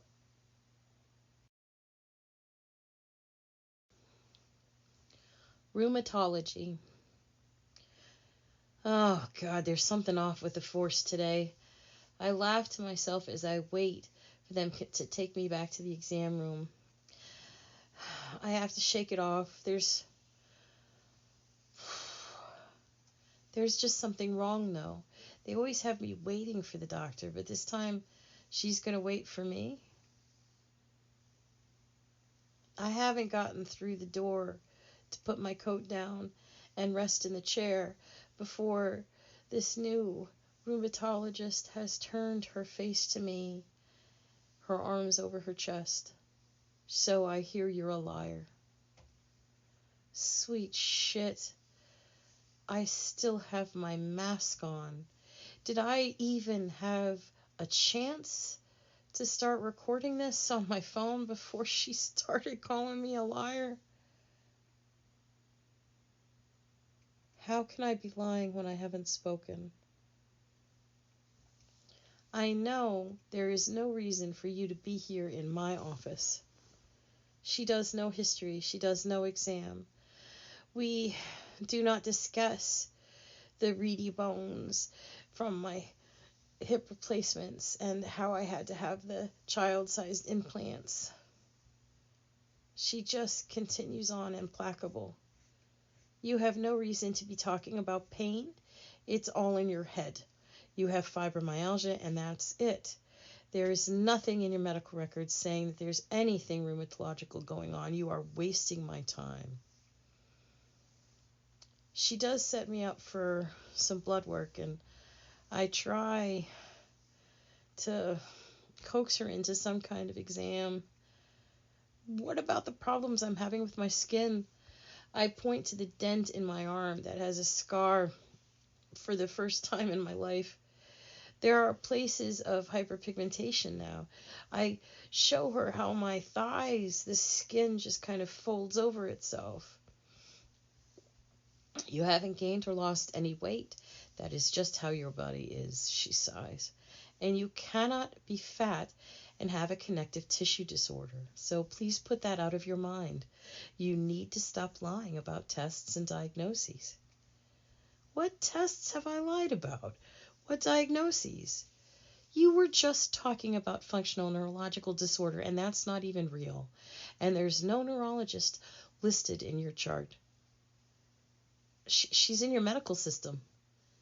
I'm incredulous until it occurs to me, oh my God, she's new to the practice. And now it has become an information issue. Oh, she uses the same EMR. She's in the same hospital system here. Years of working with doctors at another EMR. Just click on without my being able to stop myself. Let me show you how to find the information. And once again, I am told to leave a doctor's office before they have to summon the police.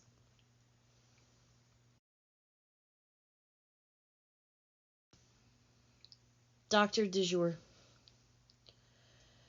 I am seeing this young man because I cannot get in to see my new primary care doctor. She's been avoiding me since our last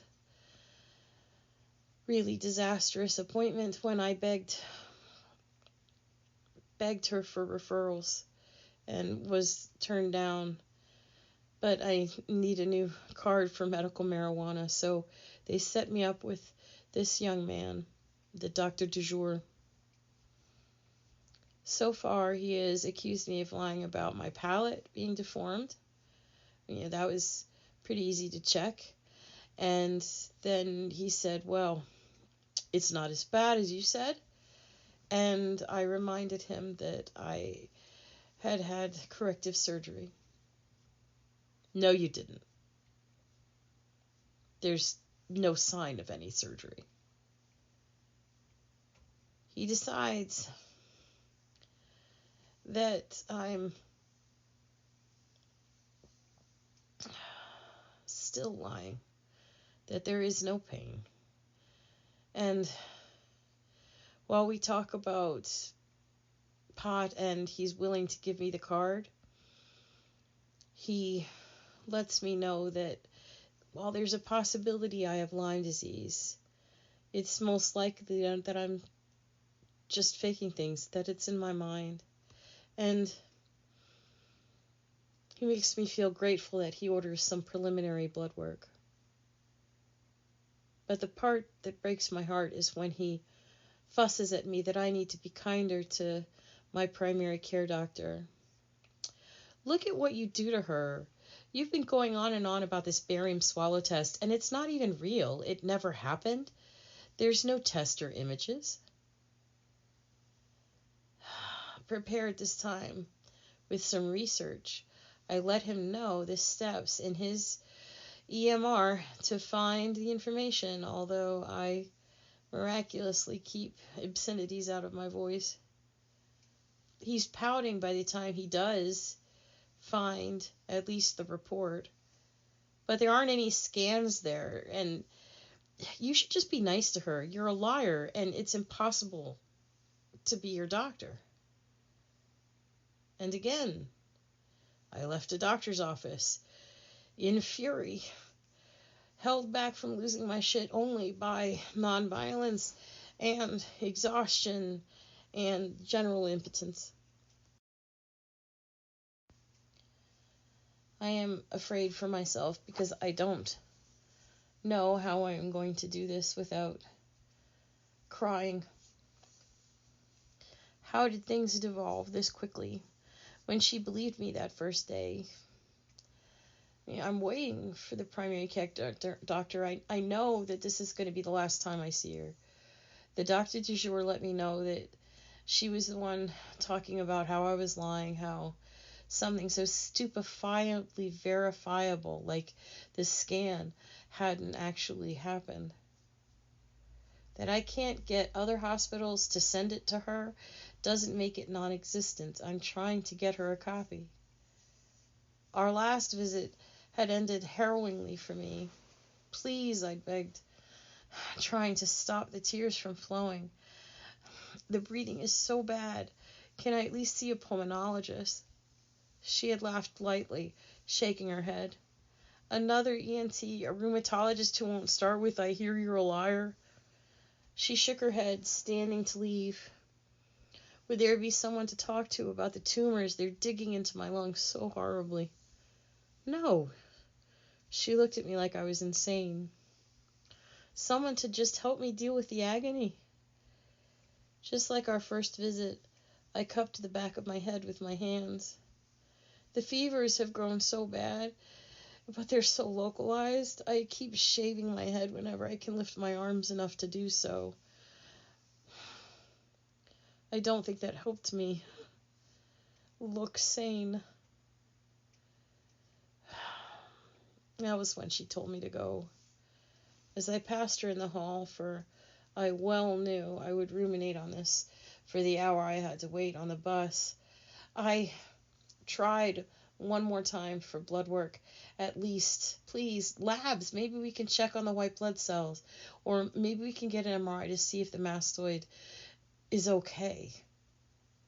She stopped and stared at me with the same disgust and implacable revulsion I saw when she had to touch my body for the physical exam. She leaned in and nearly whispered to me, "You're never seeing the inside of an MRI again," before she pulled back, put on a smile, and said sweetly, "Besides, you're complicated." But this time I'm prepared. When she walks in, I ask her about the rheumatologist, what the young Dr. du jour had said about my needing to be kind to her and to stop lying. "I have never lied to you, doctor." She tells me I'm lying in that moment, and I let her know We can listen to the recordings together. For the last couple of visits, I had my shit together enough to record her on my phone. You recorded our appointments? She moves back from me with horror and outrage on her face. I am not comfortable working with someone who would be that paranoid. I'm not paranoid. You were telling me that you weren't saying things that I knew were being said. This is self-protection. This is verification. If we want to go over the recordings, that's fine, but it's proof that I didn't lie. She fired me right then and there. Although, to her credit, she did put in another rheumatology referral. Heaven knows what it's going to say. But she did it because her name is on the record until I get a new PCP. And then I was told to leave the office.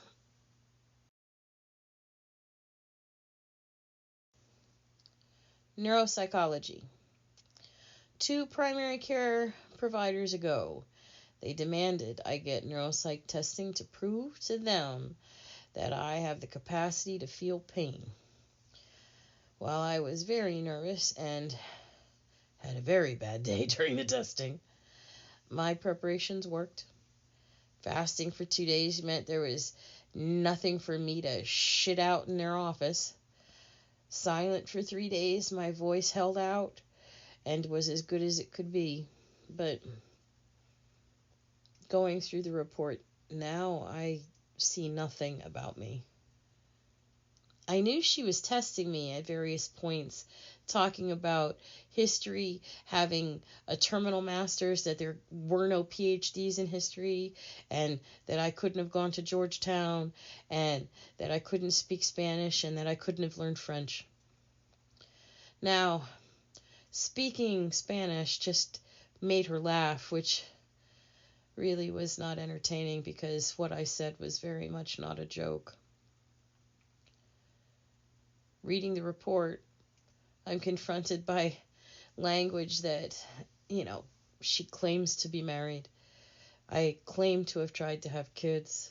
I self-report other testing, but it seems unlikely since there are no medical records in front of her.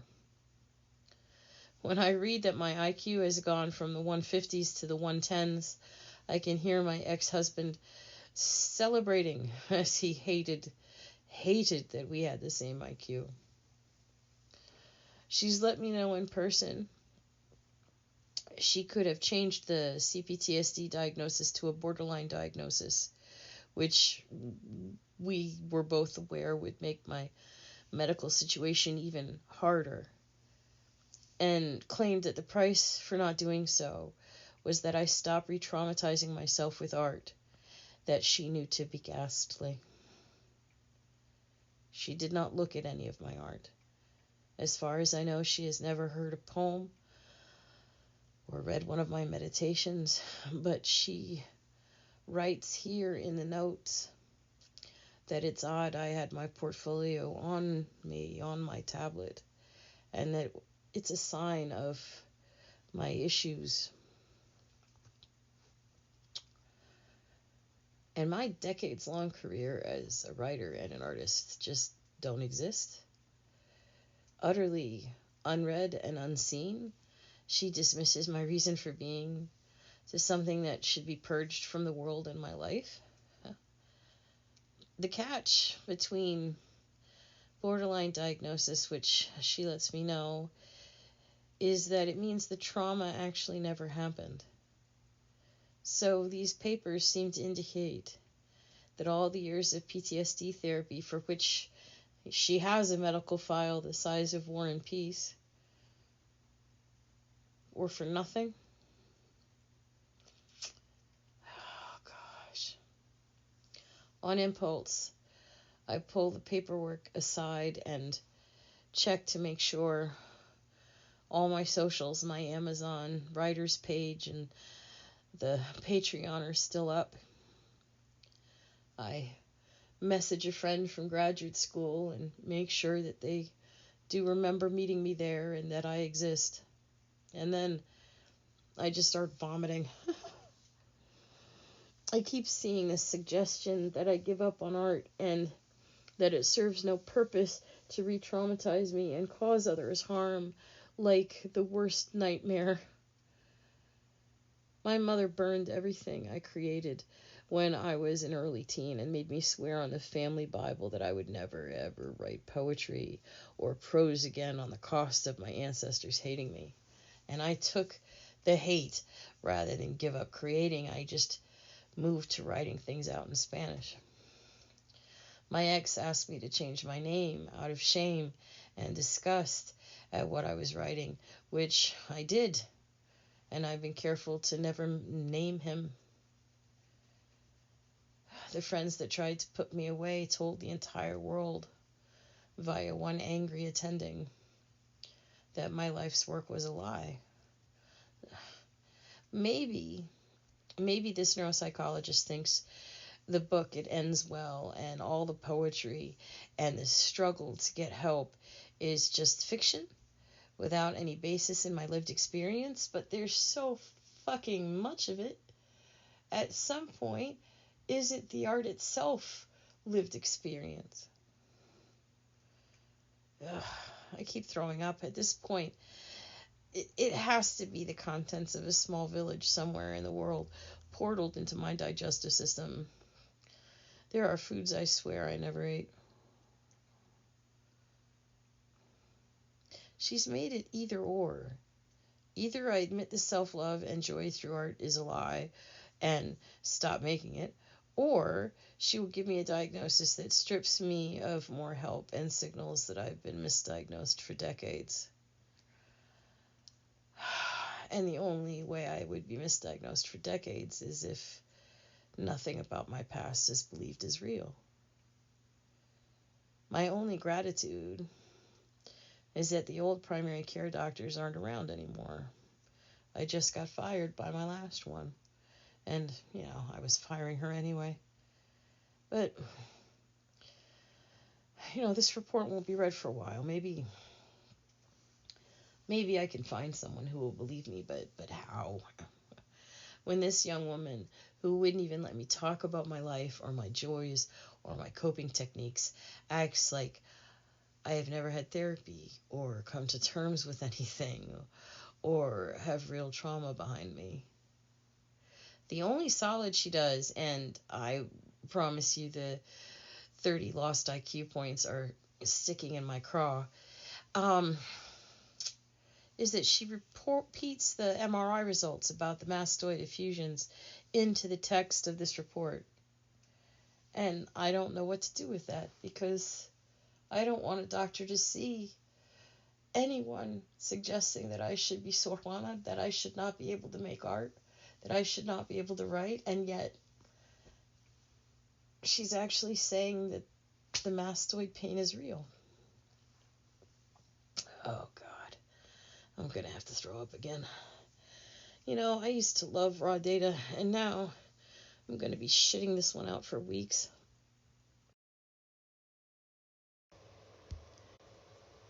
ER with the perfect labs.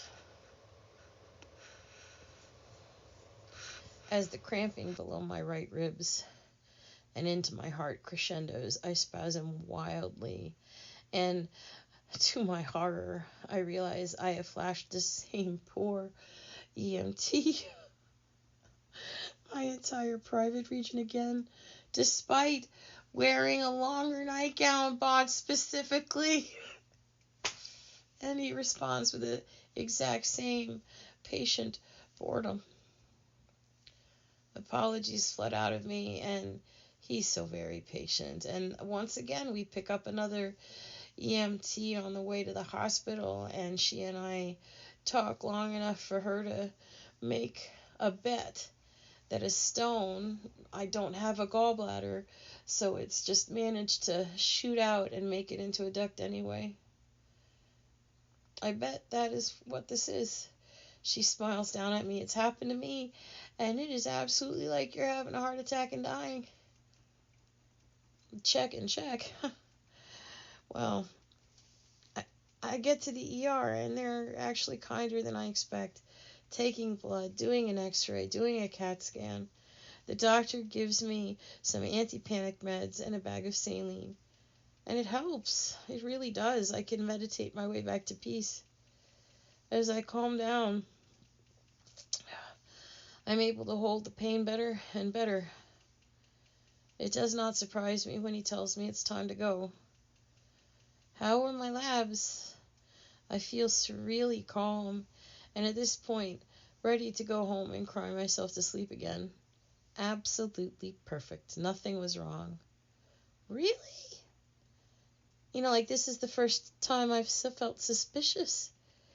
Even the white blood cells? Well, they were 16.5, but that's normal for you. Really? Is it? I don't have a PCP right now. I won't be able to get follow-up. You're fine. They've already called the bus after I had to break down and call my former best friend, whose number was the only one I had memorized, to get them to reach out to someone else who could help me. Hearing my end of that call saying that it's not pathetic, it's just dyslexia that I don't remember other phone numbers, the nurses went ahead and got me a ride. The doctor has barely left the room before they bring in the paperwork and tell me I can wait for the bus outside. Fortuitously, it pulls up just as I make it to the door, so I am on my way home before I look down at the papers in my hand. He's written on my notes that there's nothing wrong with me and that I was in no pain, which explains why he didn't give me anything for the pain, despite my asking. And I just feel so empty looking at that lie that I keep seeing over and over. Becoming impossible. We talk over FaceTime and I can't help weeping. I've sent P the neuropsychology report, but not with enough time to read it. She's already told me to stop overreacting. No one wants to take away the art. It's not like anybody sees it. And it's not that bad of an influence in the world. I must have misunderstood the report. She can't have doubted as much, and she couldn't have couched things in conditional language. Our conversation moves on to the ER from the previous week. I try to keep my shit together as I talk about this impossible situation that over and over again I'm being told that either the pain or the self-love is a lie. Why? I feel like my voice is a wail, but I can't help myself. My hands are up on the side of my head trying to will the words out through the pain. Why doesn't anyone believe that someone like me could be living in peace and love and still be in pain? Because I need help. Because it is impossible. It's impossible for someone like me to be in love with my life. She sighs like I have finally figured out the answer to a question that was asked years ago, and says yes. For a few breaths, all I can do while she talks, aware from my expression that something has gone wrong, I just can breathe. That's all I can do. How I ran parts of my practice of art past her over the years, and I was impossible. She had to help me with my ex trying to have me institutionalized, and made it through that, and never actually believed I could heal myself into someone who could love. It is impossible for someone like me to be here. It is impossible for someone like me. She worked with me for all these years, assuming I had no soul. Even if she doesn't think the art is ghastly, if she just thinks it's impotent, does she also then think it was useless and a lie? I have somehow fired her and turned off the phone, and I don't remember what I said. I hope it wasn't cruel. But I truly don't have any hope, do I? I mean, my sweet shit. I'm so glad I keep a bucket beside the chair because I can't stop hurling. She worked with me for years, believing that my self-love was impossible. And yet here I am, living in my loving, the besottedness for my breath, counteracting so much agony. I am impossible, and here I am. As I shift into dry heaving, I realize she at least has given me a really wonderful title. I am the impossible poet. Review of the good that cannot be forgotten. My ortho surgeon is spectacular, although I despair of my knees ever being able to be fixed given the white blood cells and the blood sugars being stuck in the stratosphere for so long. My diabetes specialist, long suffering, she is one of the best providers for one of the worst diabetics ever. Too much of an artist and a potter to want to test on my fingers. It took forever to get this sensor in my arm. The poor woman has had to work with me when I've run out of insulin so many times. And it's not the insulin, it's the stabs that I need to inject it. And the ever present attempts to get diabetes and gastroparesis to play nicely with each other. There have been ER visits that unequivocally saved my life from my 20s to my 40s. The ER that night, my painting hand was burned with oil. We could see the bones. They were so kind to me, and I still remember that vividly. For whatever reason they disowned me, I did go to a pain clinic that was instrumental in teaching me how to balance different kinds of sensation and realizing that pain is just that, a sensation, not a judgment or a punishment or a cruelty. This is something I have built into my practice, and some days I need it more than others. For almost a decade, I would have said P was the most fabulous therapist. If she could have seen me as real, I think I would still say so. And I'm sure she's glorious for others. The primary care doctor I had for so many years when I was running my business and working for the EMR, she talked me down off the wall a few times as I was dealing with this increasing disability and immobility.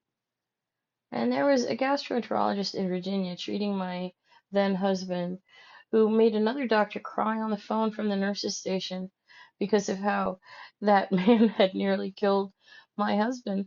And in that moment, I was so grateful for the highly competent doctor with no fucking filter. And I cannot forget the nurse who held my hand through what really seemed like a miscarriage. I mean, we even had a positive pregnancy test. And let me cry like the forlorn, barren woman I was, and just cried with me. Thankfully, I had moved away from Virginia before I knew that the child wouldn't have been real.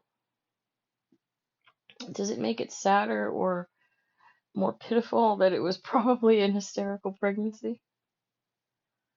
Oh, and there was a wonderful nurse another time when a friend of mine was raped and we took her to the ER, and the doctor was such a dick, all but accusing my friend of bringing it on herself for being disabled and unable to fight the man off. But oh my God, the fury of that nurse. People, wonderful people in the medical system. Some of the doctors that I've written about And this is why the names are redacted. I've had people who treated me terribly treat my neighbors beautifully, and I don't know what to do with that contradiction. Every time I have been called a liar, turned away, I'm baffled. I know that this is a practice of medicine, and I don't expect a life without pain and disability. That bell's rung, my friends. Whether or not this constant, horrifying sensory overwhelm subsides eventually, that's what I'm concerned with. The format of moving through my world has changed because of the tit curdling agony. From actual neurology to the way I can hold the thoughts, memories, and feelings that arise with more or less compassion. This has been what my practice is all about. Even today, trying to type this manuscript in with very bad hands, I let myself curse and stomp and hate the world for a while because it was so needlessly hard, because I'm too poor for Wi Fi. So I lost hours of work because I know I'm safe to be a whiny little bitch. I'm gonna forgive myself and I will turn to loving as soon as I can. And if it had not been for some amazing therapists at the PTSD program at University of Orono, I would never have learned the tools that I use every fucking day to keep turning back to loving.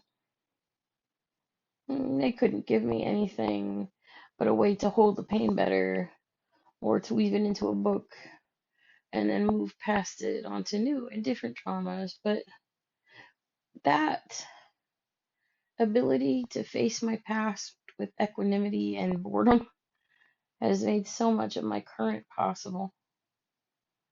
I can't forget that there are amazing doctors, nor can I forget that they will probably call me a liar. For now, I can but cling to the one medicine that seems to work, cannabis, and keep my practice of being besotted with breath and falling into flow whenever I can in whatever medium my body can handle.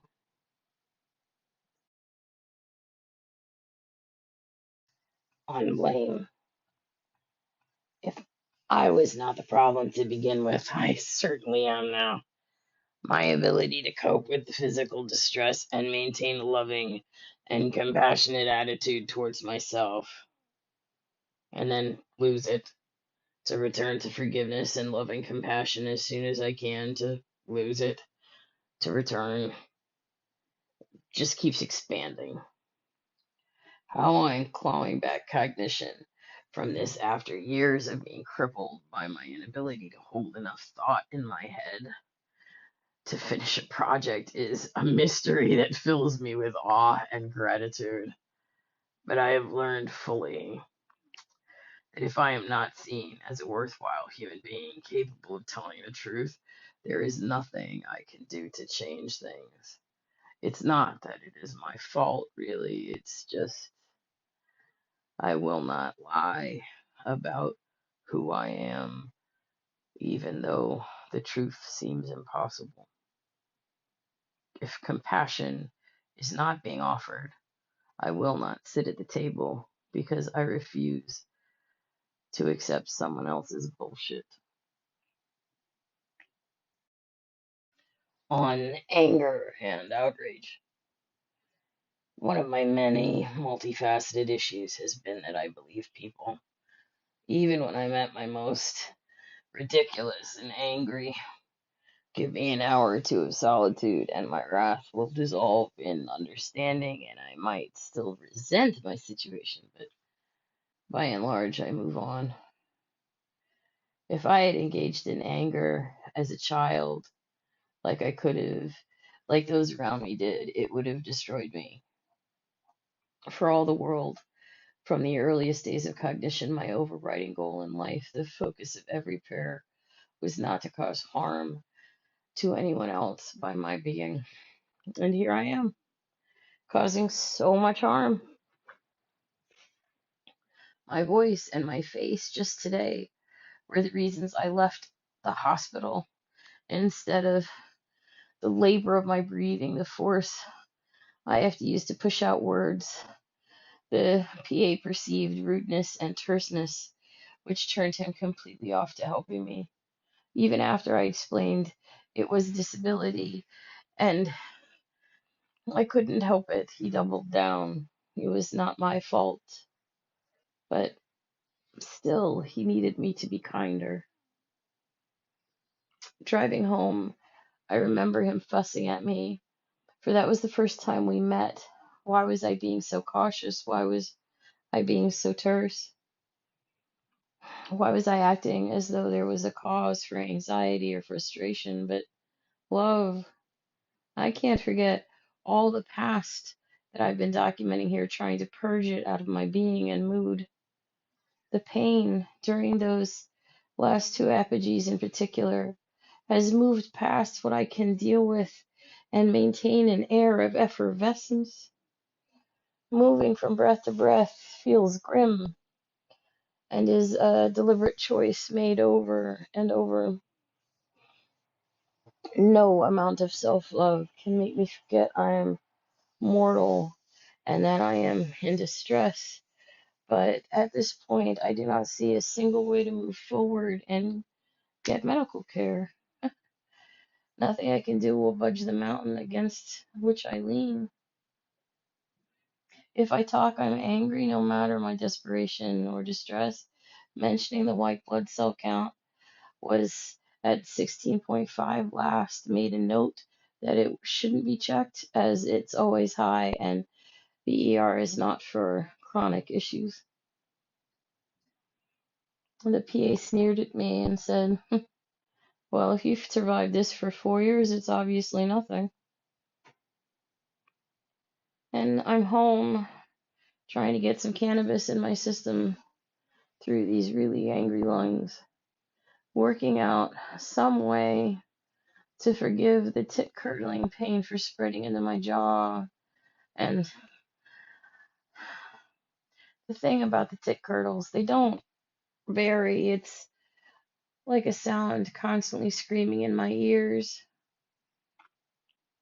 It has destroyed what was already a very troubled sleep, and I cannot help but think it is connected to the days I am fully paralyzed, to the times that my breathing and swallowing just fuck off, but I have no proof, and I have no way to find out.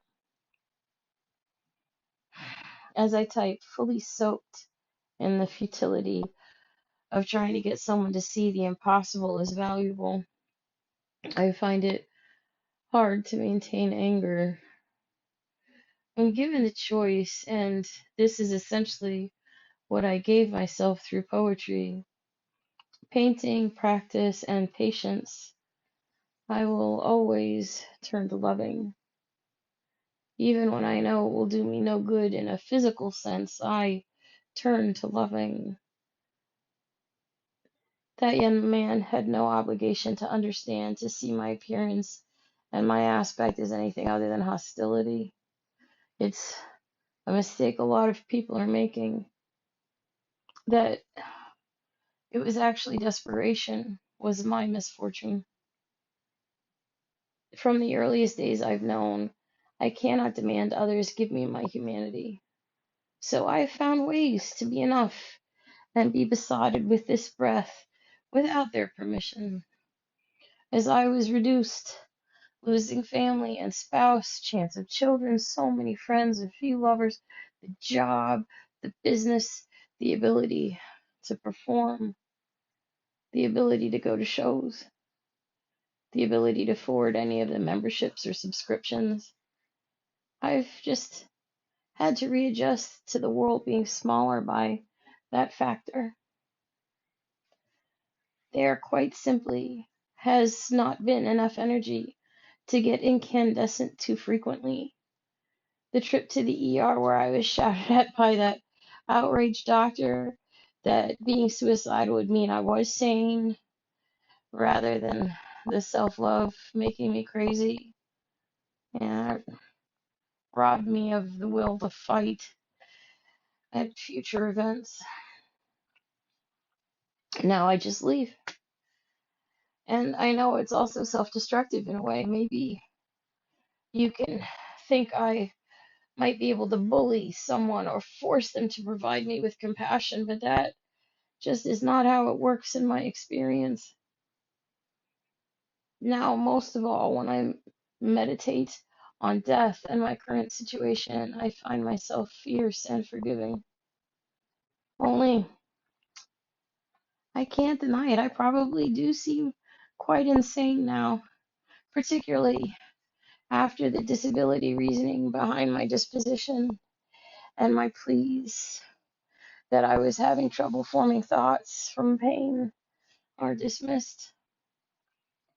As I've been trying to get stoned, the thought that keeps sobering me up is how deeply I am protecting my peace, that I will walk away from possible help when the sense of my being unsafe washes over me. When I already know I'm having trouble keeping the thoughts moving in an orderly fashion to agony, being so deeply unseen feels too triggering to stay. Thankfully, cognition comes back with isolation.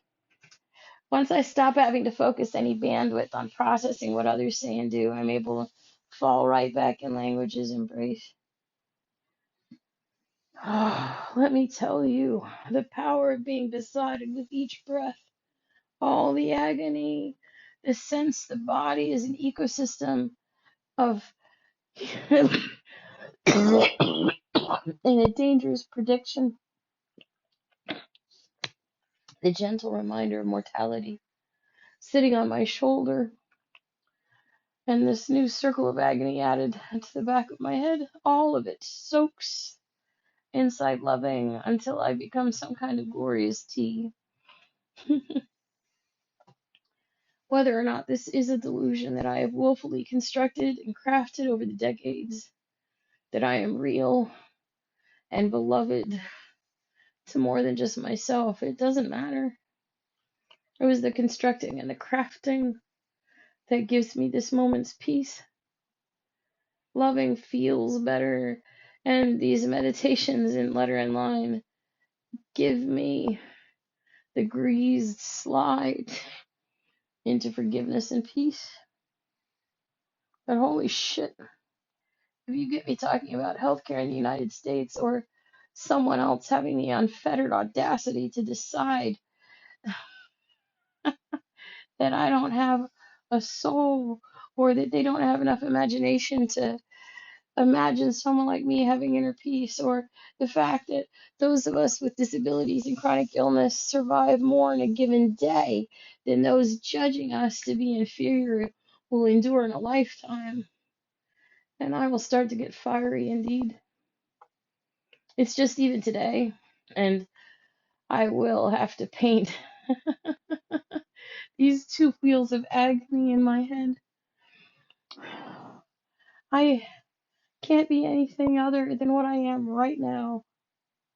So grateful to have survived long enough to type out these words, that the rest of everything comes to peace within me. From this morning to my brother punching me in the stomach for crying at 6 months old, I can hold it all with compassion, and it creates in me a tenderness that I never knew could exist. Being at peace with something does not make it right, nor does it indicate that it is necessary for character development.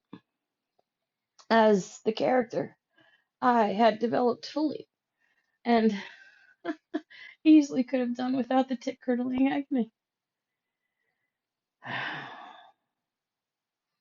There is a relentless in me. I would have been here regardless. I didn't need to be made to suffer more.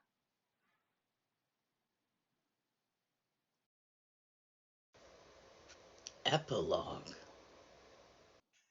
As I have written this over December 2023, I tried to go to one hospital to be called a liar before intake was done.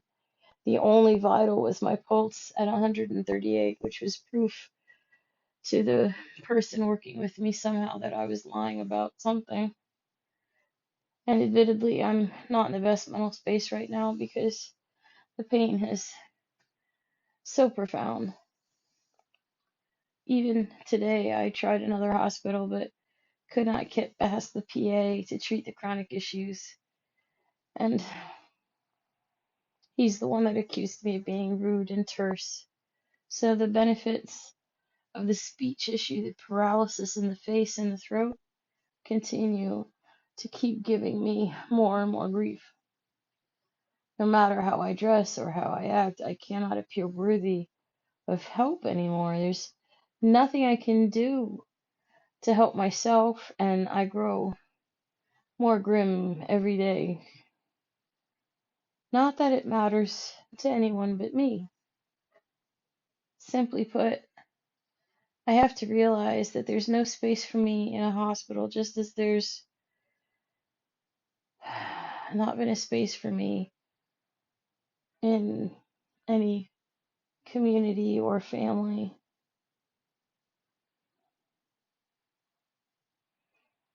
Disability and isolation have done their jobs. I cannot bear the thought of people, and I cannot seem to accept when someone does want to help. And I refuse to admit what they want me to, that this loving would be a lie. I respect the journey I've been on too much. So I walk away, like I did today at the ER, when they would not believe that this could be disability rather than rudeness. And I know what it's going to cost me, but I will not sit at a table where compassion is not being served.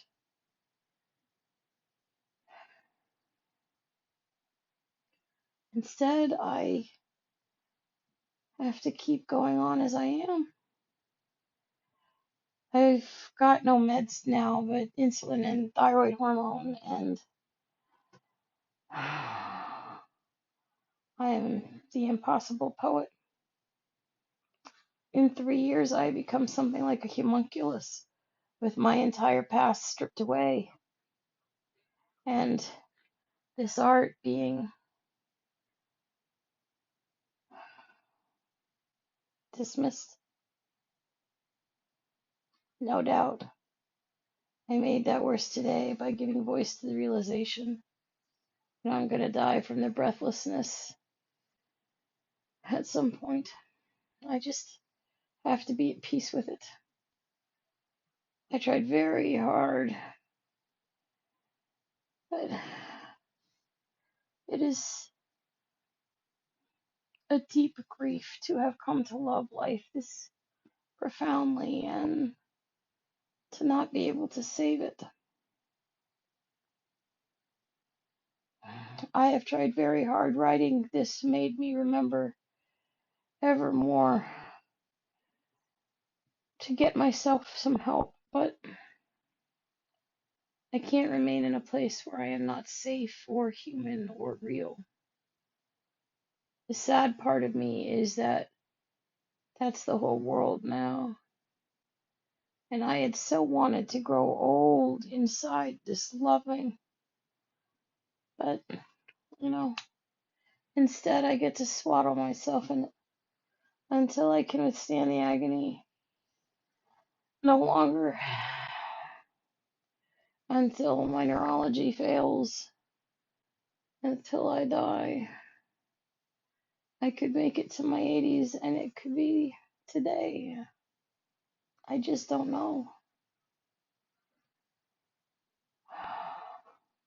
Today, for the first time in years, I actually wished that I had not taken that vow to never hurt myself. And it felt like it must be a victory for those who have insisted that self-love is a delusion, but I cannot help how badly it hurts and how little hope there is in this life for those such as me, the impossible ones.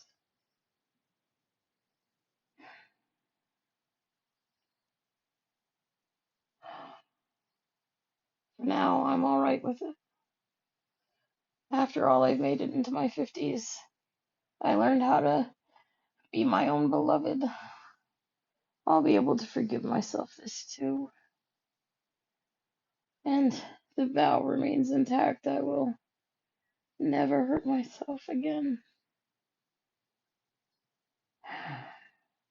Maybe that PA would have helped me today after he vented his spleen about my chronic illness and still being alive, so obviously nothing's important or vital.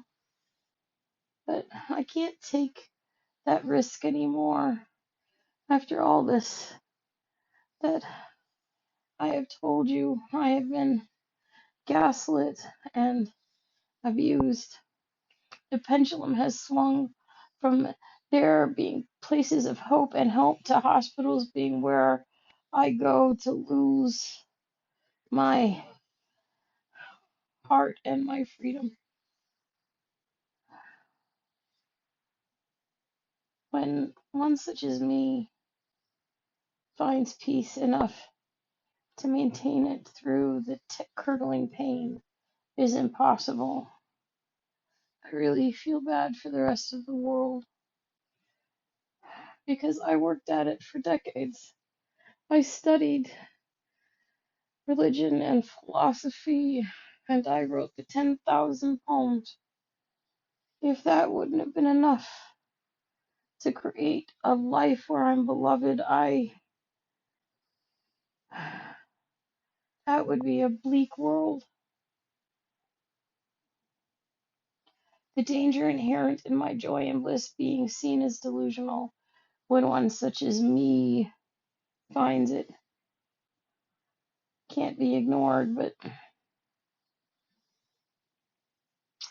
the downside of knowing who I am, even when everyone screams at me that I'm a talentless, impossible idiot, is that I won't accept abuse anymore.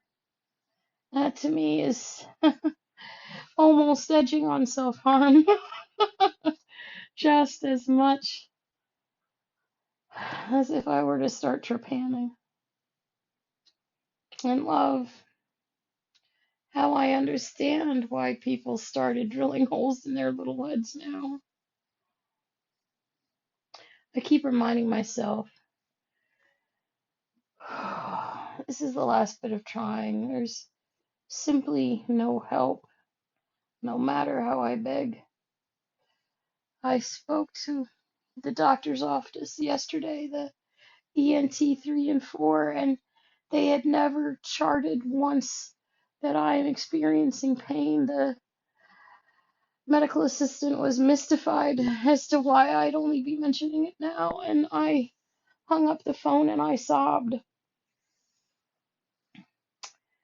There was no chance for me.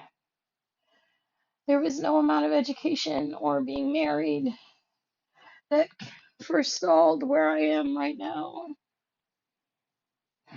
All of my humanity seems to have been borrowed from the roles that I played and the people to whom I was attached. Now I fight all of that in poetry and painting inside a daily life where I try to stay in flow as much as possible. But I recognize there is a limit to what I can do in the world of people and things. Even driving, which is the most terrifying thing I can do as far as my current existence goes, has become something I can't avoid for all the world. I know I'm as alone as a person is likely to be, if for no other reason than I can't seem to process that even my friends still love me. Even so, I'm relentless. I tried. I reached out to a social worker. I have attempted the ER. I keep reaching out to try and find a new primary care doctor.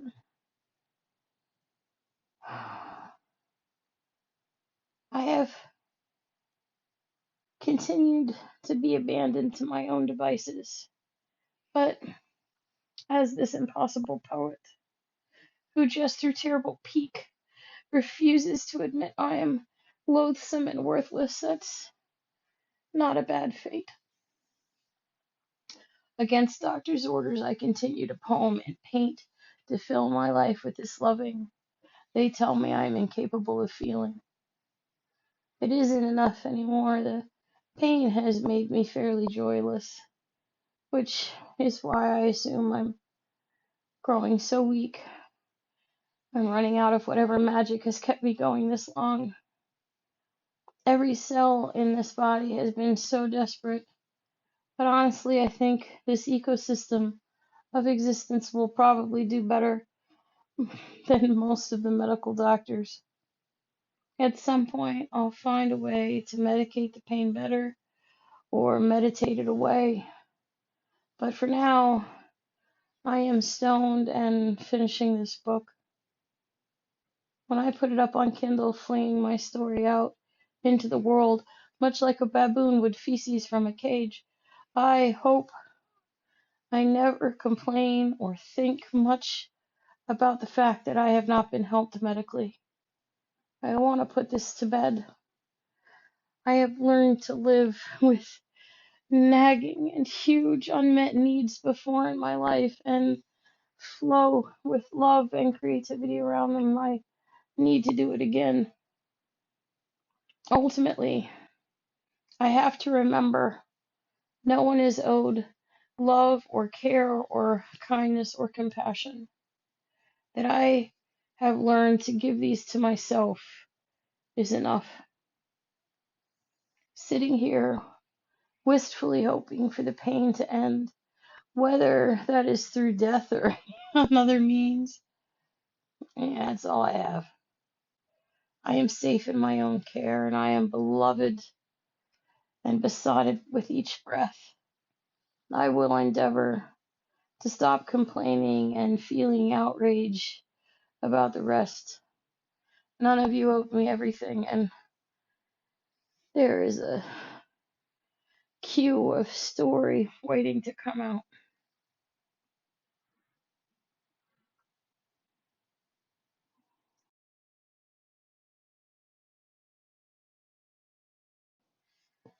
Impossible poet in an improbable world. As far as mountains go, this one proves to be fairly massive. Like all the others, it needs to be dealt with so the water can keep flowing, and I run wet with word.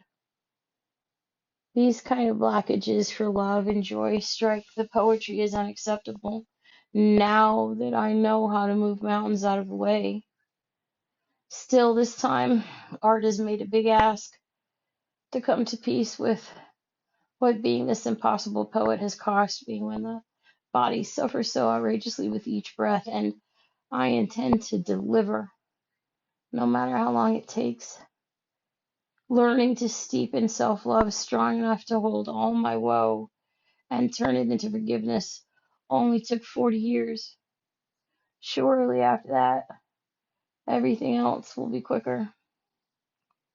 From the perspective of the impossible poet, everything else seems highly implausible, if not exhausting. How I wish, though, the expensive, spiffy tools designed for this kind of excavation, shovels and dump trucks and cleanses and things others tout that worked for them, worked for me. But in the end, no matter my best intentions, I keep moving mountains with a pen.